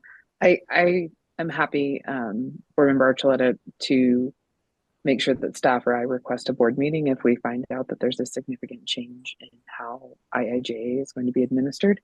I think that makes good sense. It's good for everybody. So happy to add that to my to-do list. And then also, depending on the outcome of this meeting, if there is a follow-up meeting planned to discuss a implementation of the marginal well grant program and how it would be administered, I think we can have someone from staff come back and present in some capacity about kind of where we are on the federal funding. I know that we're in the process of finalizing grant applications, and so we can at least report out about the status of those and what we know to date at that point in time, if that's helpful. And again, like I will certainly request a board meeting if we find out that there's a significant change in what we expect on the federal funding side. Because to your overarching question, Chair, yes, I think that as I understand it from the presentation and some great questions from fellow board members, there's funding for at least the next 18 months for the program, and I believe we also have funding existing in the that we've previously collected, and so I think we're in a position to continue the fund as the amount as is. I'm ready to move forward into deliberations or what on that topic and the other two for what it's worth. Others desiring to weigh in, Ms. Archuleta? Right, one more question before deliberations. I also, okay, for the Orphan Well program, knowing that really our role is just discussing the fees. Interesting things also, like to me, might be this local government involvement piece and this reimbursement grant program things, but these are all process things I know. And all with the goal of like spending money faster to plug more wells and leveraging local governments and research institutions. So I'm wondering, I know that's not the purview of this enterprise, but is that the kind of thing that we would discuss offline in our different roles? And it also goes back to some of the public comments made too, just wondering, and even like some of the conversations about reclamation versus the plugging and abandoning, and appreciating some of like what needs to be packaged together and where local governments could get more involved is kind of where my head's at. So I'm really just posing the question, should I table some of those questions and discussion for a different avenue, or is that something we can explore a bit? Yeah, I mean, at least from my perspective, that is, I think, I think it would be a great place for you to put your City of Fort Collins hat on and visit with Dave in that capacity, as opposed to the capacity of being a board member of the enterprise, where we really are more of a fee setting structure. But those policy points that you are inquiring about, I think absolutely remain relevant. And I know that, now I'm looking at Ms. Murphy as director of the commission and taking her enterprise board hat off. And if you wanted to speak to that as well, I think it's a little outside the purview of the work we need to do today, but I guess in saying that, it's not relevant. It is absolutely relevant. And I think, as is pointed out by a couple of the other members of the public, it continues to be a worthy area of further discussion with Mr. Andrews as Orphan Well Manager and Director Murphy. I'm going to stop sort of bloviating here and ask Director Murphy to weigh in. Thank you, Chair, and thank you for the blend of both comment and question. I agree that on the question of fee setting, those are pretty focused questions. That said, on the how do we implement the 229 roadmap pieces, where I think Assistant Director and Interim Director are like too closely entwined in my brain right now for Mr. Ray, so I'm bouncing back and forth on those a little bit. But I do think that this board can talk and can ask questions about what implementation would look like, or to help guide staff in developing a rubric, a framework, or something to bring back in April. And so I have heard those questions, right? And those are ones I wanted to make sure we kind of bring back on that third question of the three being presented today. And also happy to put my director hat on and talk with the City of Fort Collins anytime about implementation of how we're doing the prioritization system on the Orphan Well program, right? Like, and what that can and should look like. Thank you. Others desiring to weigh in on any of the various topics that are before us?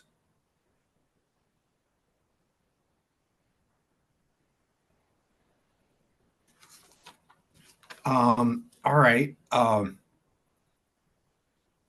If there's no further deliberations, then I would be happy to make a motion that is threefold: that we not change the fees for the Orphan Well Fund and keep them at 125 and 225, that we adopt an initial marginal well fee of 115 per well to generate approximately 5 million yearly. And I'm comfortable with the recommendation that we tell staff to follow through with the 6-point recommendation that they told us we ought to be telling them to do, and to report back to us by April. And then I would like staff to set this board back up for a meeting, sometime in April, Mayish, to hear back from the marginal well program implementation piece, as well as kind of an update, Mr. Archuleta, as you pointed out, on where we are with federal funds. So that's a long-winded motion, but I think it captures the points that we're trying to think about. Ms. Cook. Sorry, Director Robbins. I think you need a second before I can talk about it. Yep. But so I'll second. But I didn't realize we were all going to do it all at one time. So I will second, and then if we can talk about your whole motion. Yeah, and we can definitely split it up. We don't meet very often, so me not getting it right is par for the course. Can we?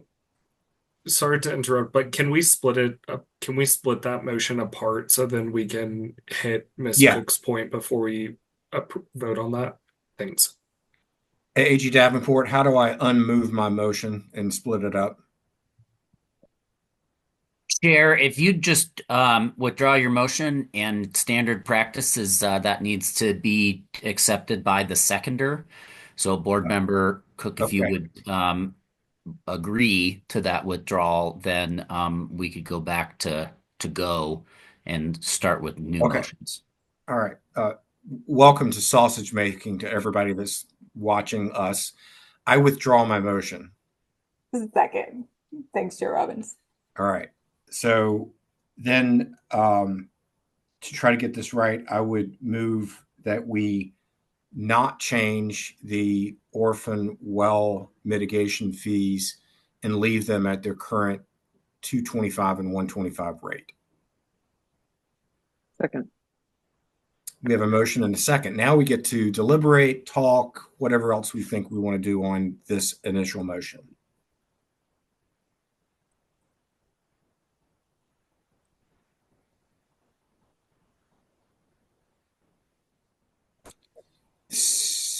Seeing no one wanting to, Mr. Archuleta, thank you for raising your hand. For sure. Thank you.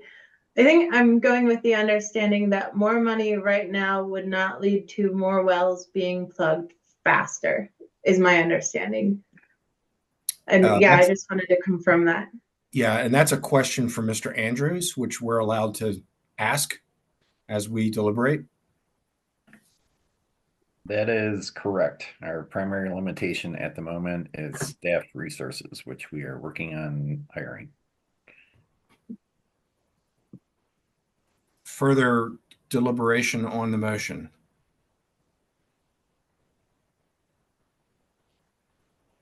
Director Murphy. Chair, thanks for making the motion. I'm in support of the motion. I think that we're balancing a number of complicated pieces around workflow in, a couple different pots of funding in, and then planning for and maintaining a staffing resource that, as we look to the future, provides consistent and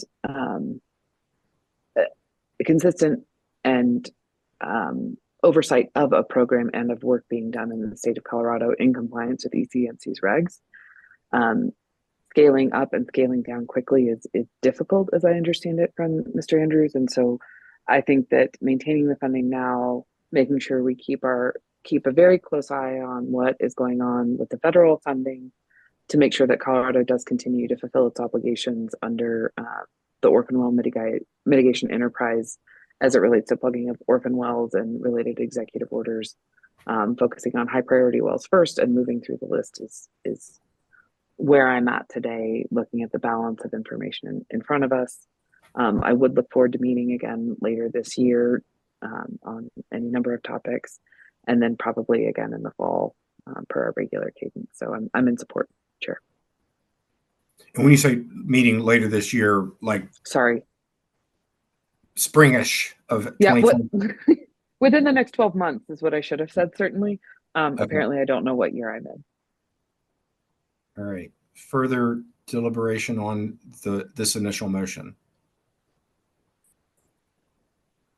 We generally do things by roll call, so or by just affirmation. So don't know that we need to do a roll call. All those in favor of the motion signify by saying aye. Aye. Aye. Aye. And then I ask if there's anybody opposed. Seeing none, the initial motion carries unanimously 5-0. Does anyone want to make a motion on either of the other two matters that are before us? I think prior to making a motion, I have a sort of process question in terms of being able to expand into now this MERP program. Are we to understand that that set of folks working on that would also be housed within Mr. Andrews' Orphan Well program, or would there, or I guess, is there a need for additional staff resources in order to stand that up? Great process question. Director Murphy or Mr. Andrews? I'll start and I welcome Dave to supplement. We've been working on the MERP grant internally with resources out a bit outside of Dave's team, or Mr. Andrews' Orphan Well team, to be able to provide expertise, especially as it relates to complying with the focus on methane emission reductions. And so bringing in some air quality folks to understand the data to help drive the workflow. That's relatively specific to the MERP grant requirement, the federal grant requirement. And recognizing that as the second tier consideration is environmental justice disproportionately impacted communities. I think that the statutory scheme before us in Colorado is a little bit different in that it's elevating first the DI community component. And so we'll need to adjust how that works. But functionally, I think once developed, we are looking to Mr. Andrews' team to execute the work, because much of the work is similar once we get into the field. I think the pre-field work is going to be distributed among other ECMC staff in terms of like intaking of wells in the voluntary component. That's not something that they're well heeled to do. We have been working on increasing Mr. Andrews' team in recognition of this funding as well. So a broad swath answer of both. Okay, thank you for that clarification. Anything to add to that, Mr. Andrews? I'll just add that let's see, we are closely watching the development of that program. Currently, the goal is to try and handle that with a hired contractor who would help administer the program and make the contacts with operators. Depending on how that goes through MERP, we may follow suit. We may take a different direction. A lot of it really depends on demand for the program. I'd be wary of hiring a bunch of staff and then there's no demand from operators.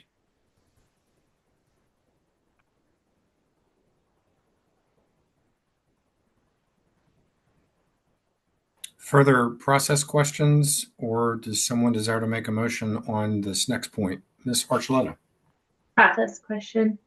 I'm wondering if it would be worth first discussing the 6-point recommendation for like coming back before discussing the fee. Would it be all right to do it in that order?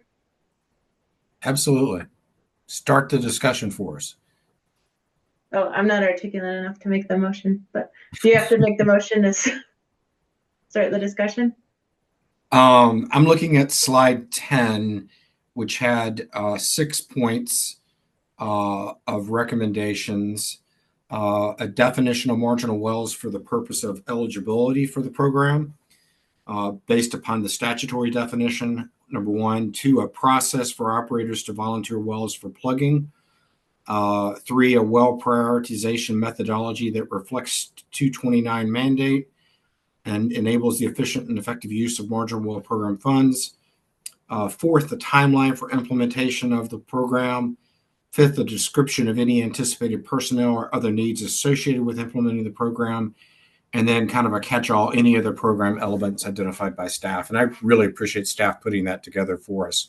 It takes what was said in the statute and then sort of articulates it eloquently on one slide as kind of the seminal points of the program that needs to be developed. And do you mind putting that slide back up? Would that be okay? Just to see it too? Yeah, although I don't have access to the slide. That would be Mr. Ray. Yep, I'll display it right now. Thank you, Mr. Ray. And I think it was slide 10. Yep, you're right, Chair.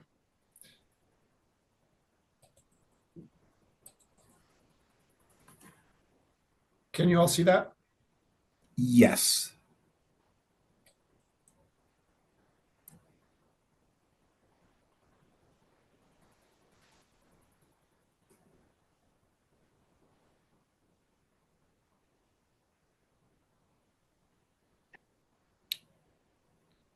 Ms. Archuleta? Yes, one of the questions I have that might, I'm wondering where it fits in, but so the definition of marginal wells, I'm also wondering about operators that are financially secure and operators that are not. And I'm trying to see how that will fit into the definition of the actual marginal wells. And it might just be like in the details in the weeds when staff comes back in April. So I don't know that there's really a question there, but that's what I'm looking for. And I think, Ms. Archuleta, that could be, kind of a sub point of the first point, which is if you were to make a motion, you could incorporate that in. I mean, we don't have to take the points, it's only these 6. It can be whatever we think is more appropriate. Sure. And the 6th one says any other program elements identified by staff. And I know that there was also, I believe, a slide on further public outreach that might happen between now and April. Is there, maybe in the vein of that last bullet, is there another bullet about and any other program elements identified through public outreach?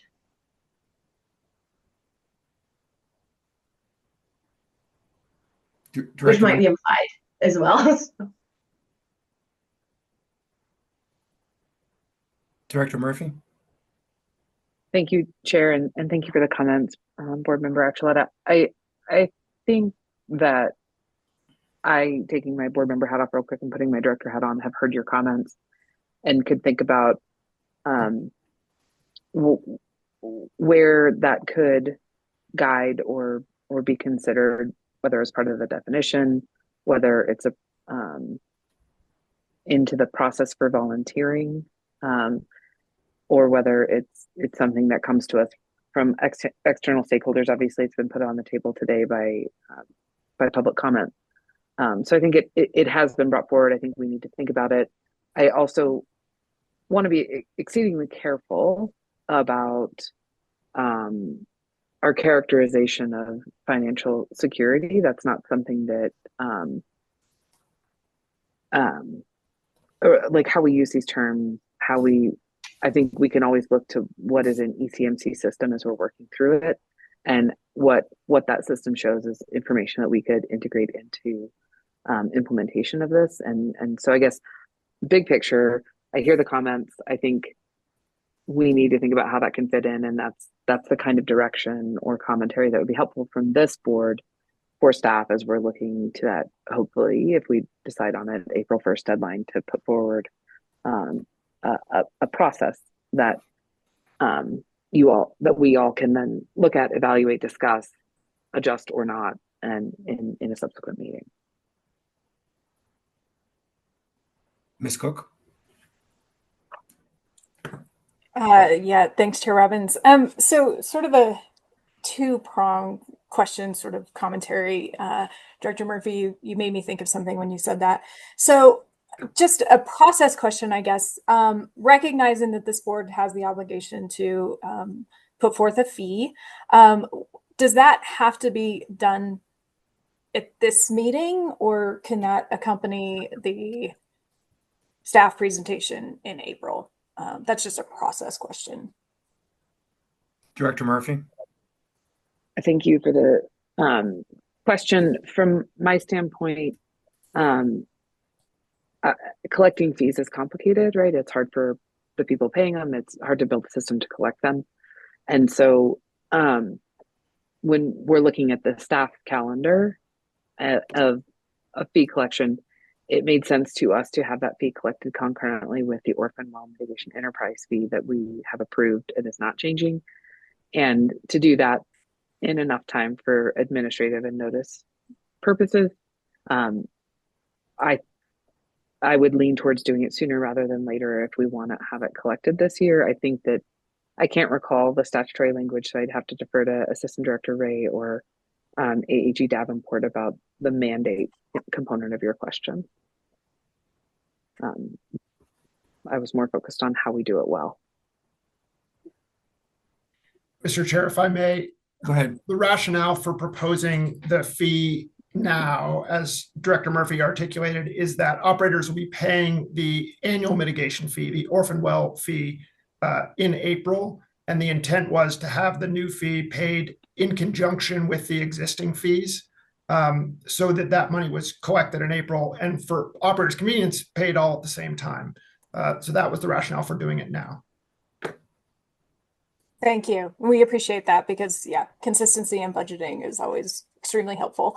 But if I can add, I guess then speaking to this slide specifically in terms of what we're going to discuss when we come back in April, I think, sorry, Chair Robbins, this kind of goes to both the fee and this process. But I maybe adding to that first bullet point, a little bit of maybe additional analysis from my perspective, because we don't know what the definition of marginal well is going to be. I know what's in the statute. I know what's in the statute, but I know that the staff also has to flush that out in order for you to prioritize and set fees and do those sorts of things. So as we're thinking about what that definition is, I think my concern, not concern, but I'd like to see sort of what wells would fall into that fee. And what I'm getting at, what wells fall into that marginal threshold. And what I'm getting at is, when we established the Orphan Well fee, there was a lot of discussion and there was a lot of recognition during that rulemaking that, as a well comes on, obviously it's producing and, making its money back. And that's the time that you need to sort of put aside, for future, because as it diminishes, you lose sort of that cash within that well. And, and I think that that's what established the differentiation based on production for a certain subset of wells paying higher than another subset of wells.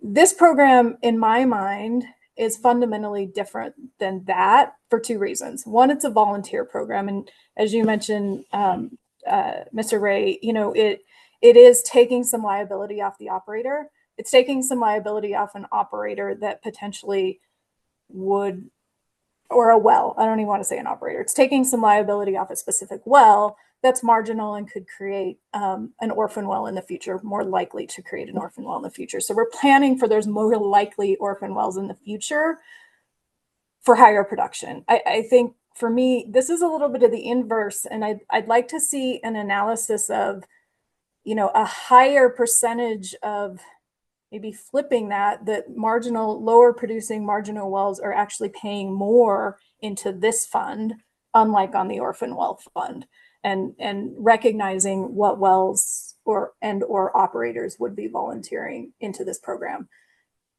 I don't know how to put that into a bullet, but I would like to see some additional analysis as that program comes to us on that point, because I'm struggling a little bit with a consistent fee across the board for marginal wells, recognizing that what wells potentially would be put into the system or volunteered into the system, so to speak.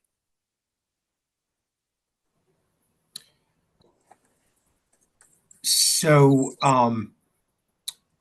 Board Member Cook, I appreciate that point, and I think it deserves analysis. I'm trying to figure out how that gets interwoven into the 6 points here, how that is addressed either now or before we adopt a current fee for this new year? Do we adopt a fee and provide that guidance that there may need to be adjustments based upon that analysis?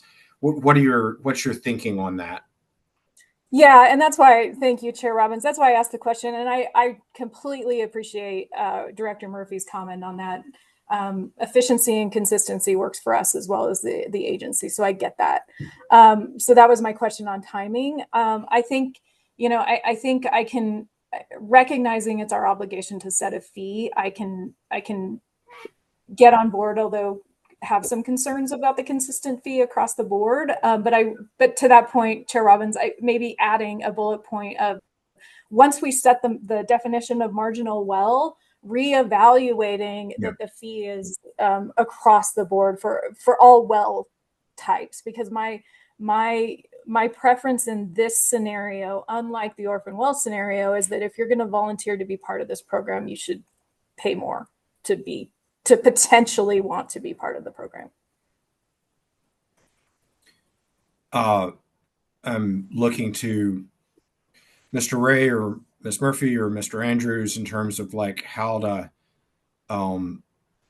take this direction, and are we comfortable that we will go ahead and set a fee now, but then do this reevaluation once this analysis is generated and provided back to us? That might, maybe that's like next year's fee. I'm not sure.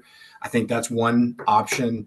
Another option, which is more work intensive for staff, would be to not actually set a fee today and come back in a month or something and make sure that we're setting the fee ahead of that fee needing to be collected. I'm not suggesting that's the right approach either. I'm just trying to evaluate options for us. And I guess I'm also looking to my other fellow board members. Is there consensus that this element of analysis makes some sense, whether it impacts the fee that we might set today or impacts a fee next year after we do this evaluation? And just trying to capture this discussion. I think it's a worthy point.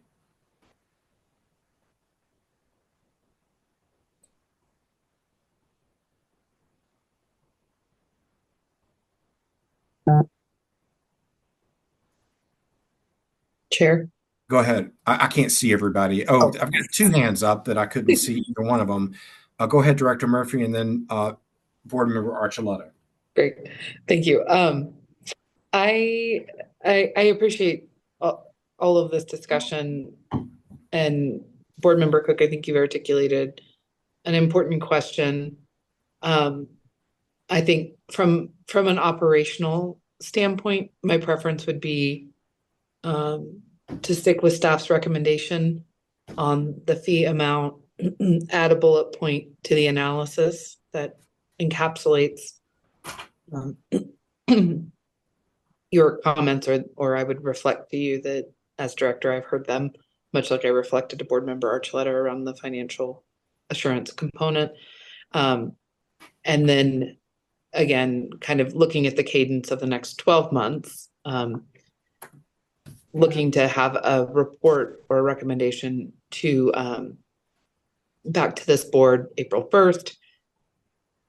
I think Chair Robbins suggested an April or early May follow-up meeting in 2025 where the board can discuss the report, the recommendations, and then with the benefit of that information, look to that kind of late August, early September timeframe for the fee setting, the annual fee setting conversation, both on the Orphan Well program and the Marginal Well program. And that's where we could take up a more robust discussion of Board Member Cook's question.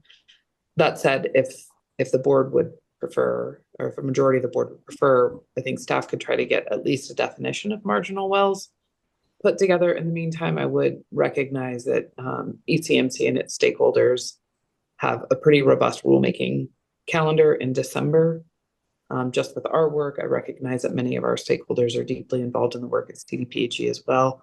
So there's a lot going on in the next month, in addition to those of us who have kiddos and don't have childcare over the holidays. So it's a dynamic period, is all I would say.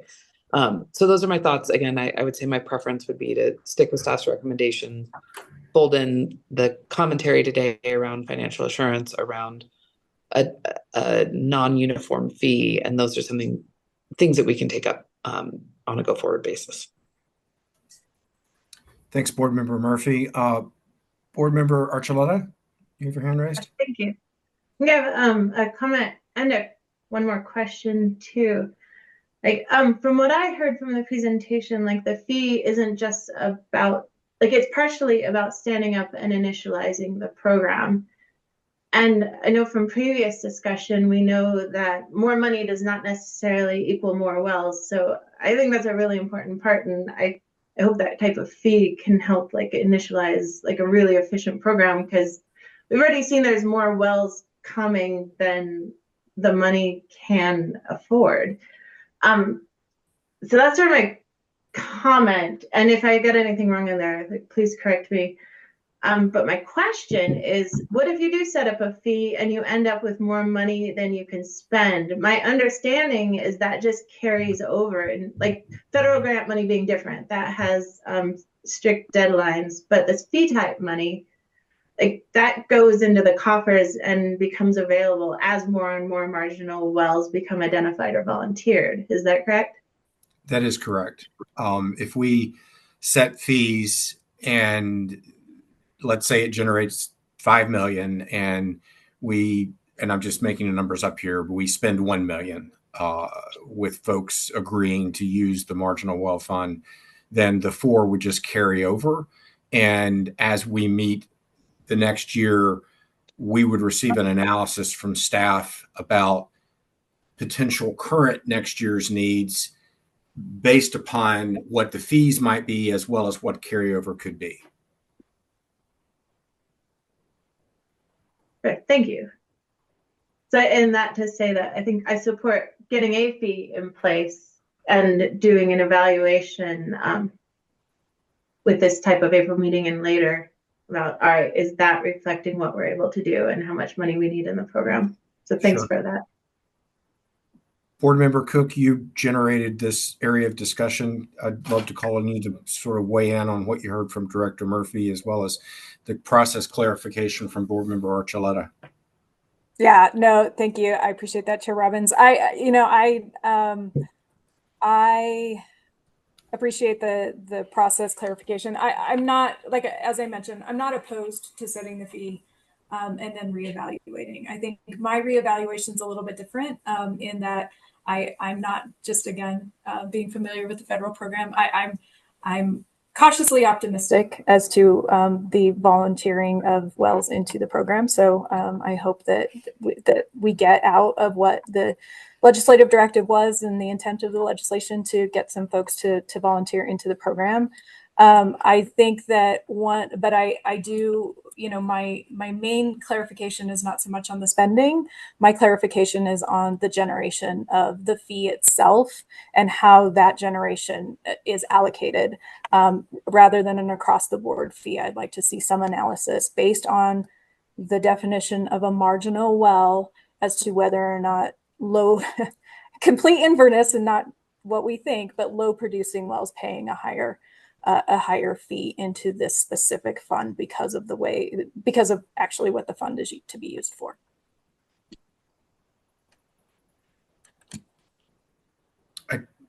It seems like we have consensus along those lines. Do you want to attempt a motion? I will try.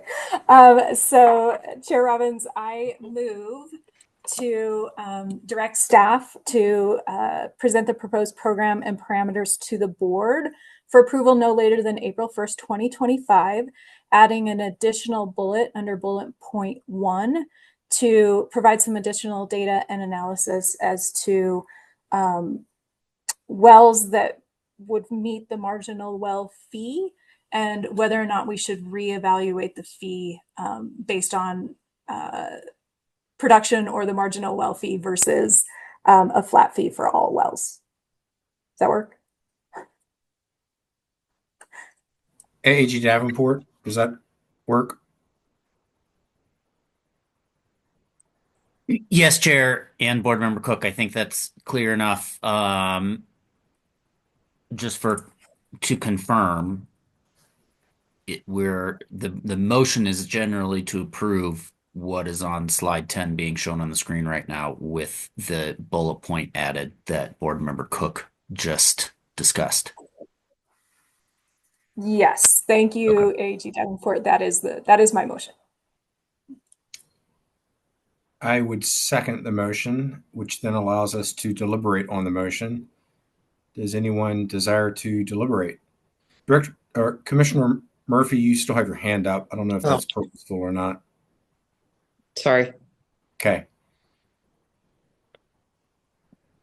All right. Seeing no further deliberation, I guess I would just express a nod of appreciation to Board Member Cook for evaluating the points from staff, and I think coming up with a legitimate area for further deliberation by staff and to bring it back to us. I think it's very appropriate. So I will ultimately be in favor of the motion. Commissioner, our Board Member Simmons, this Board Member Commissioner thing has me going bananas. I just apologize.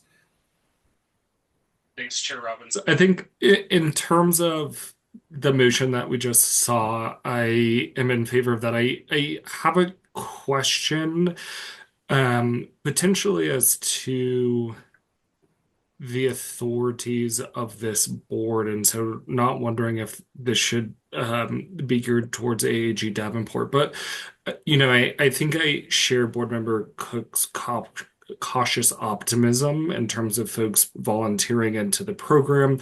One thing that I'm wondering is, as a board, do we have authority to direct staff, as potentially one of these additional bullets here, to explore ways to incentivize operators to volunteer? I think, when we heard Mr. Andrews give the presentation earlier today, there was, with regards to plugging of orphaned wells, there was a mention of operators choosing to plug additional wells for AOC purposes. I think there's also benefits for emission credits, all of those sorts of things. But wondering to sort of maybe increase some of the cautious optimism. Can we direct staff to look at ways within the existing rule set and/or recommend some additions to the rule set to incentivize operators to actually use this program once established?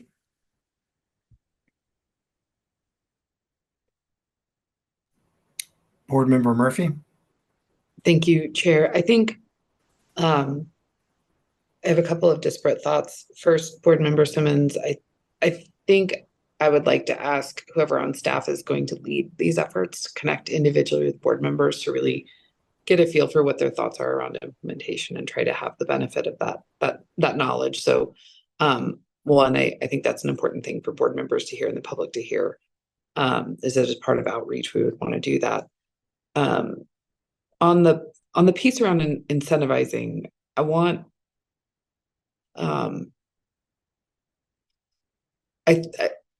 I want to be very careful. ECMC is a regulatory body, right? And so as I think about the spread of state government in Colorado, we're in the space of regulating.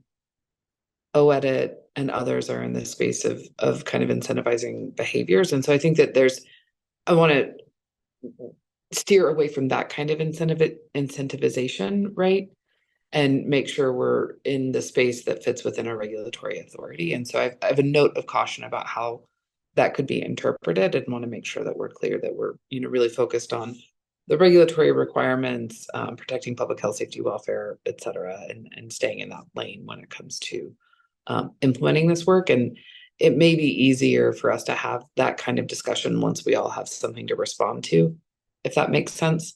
But I would hope that you would also bring that conversation to staff in that more granular way as well.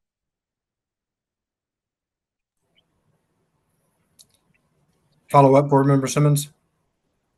No, I think just really appreciate Director Murphy's rephrasing of that. Like, I don't necessarily think incentivizing is the word that I want to use, but I think it's sort of, for me, it's increasing that cautious optimism that this is successful, right? I think that we all see the value in the establishment of this. And, I think that there has been a really, really great growth in terms of the orphan wells that have been able to be plugged through the enterprise. And so just really trying to figure out when we shift into the voluntary realm that this new program will create, trying to figure out what is exactly there. But just wanted to reiterate that I hear what you said, Director Murphy, and am in agreement that incentivizing may not be the best thing or the best terminology, I guess, for what I'm attempting to get to there.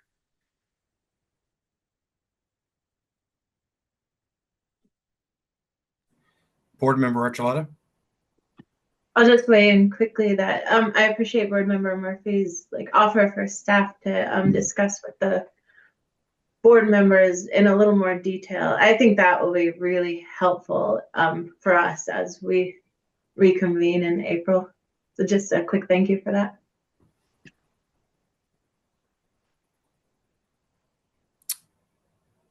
All right. Is there further? I believe we have the motion and a second, and we're in the stages of deliberation.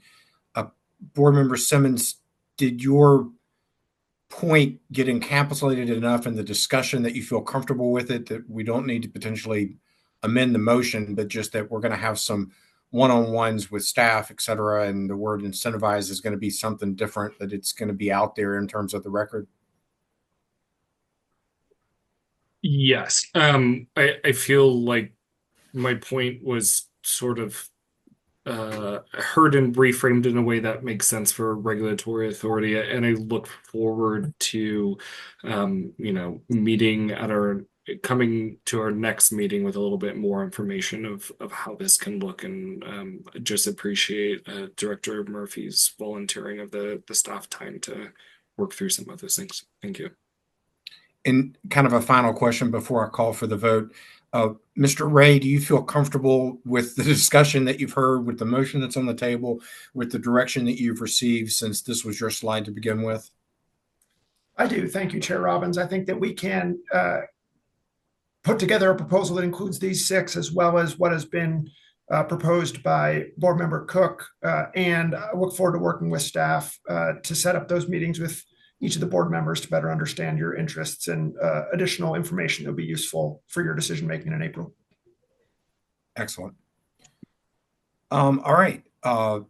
Seeing no further discussion, all those in favor of the motion signify by saying aye. Aye. Aye. Any opposed? That motion carries unanimously 5-0.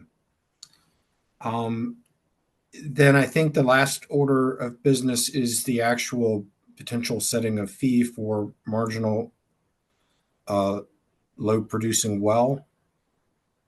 And I think the recommendation from staff was at 115. We've had a lot of discussion that we want to further evaluate moving forward, but I believe a motion would be in order on that point at this point.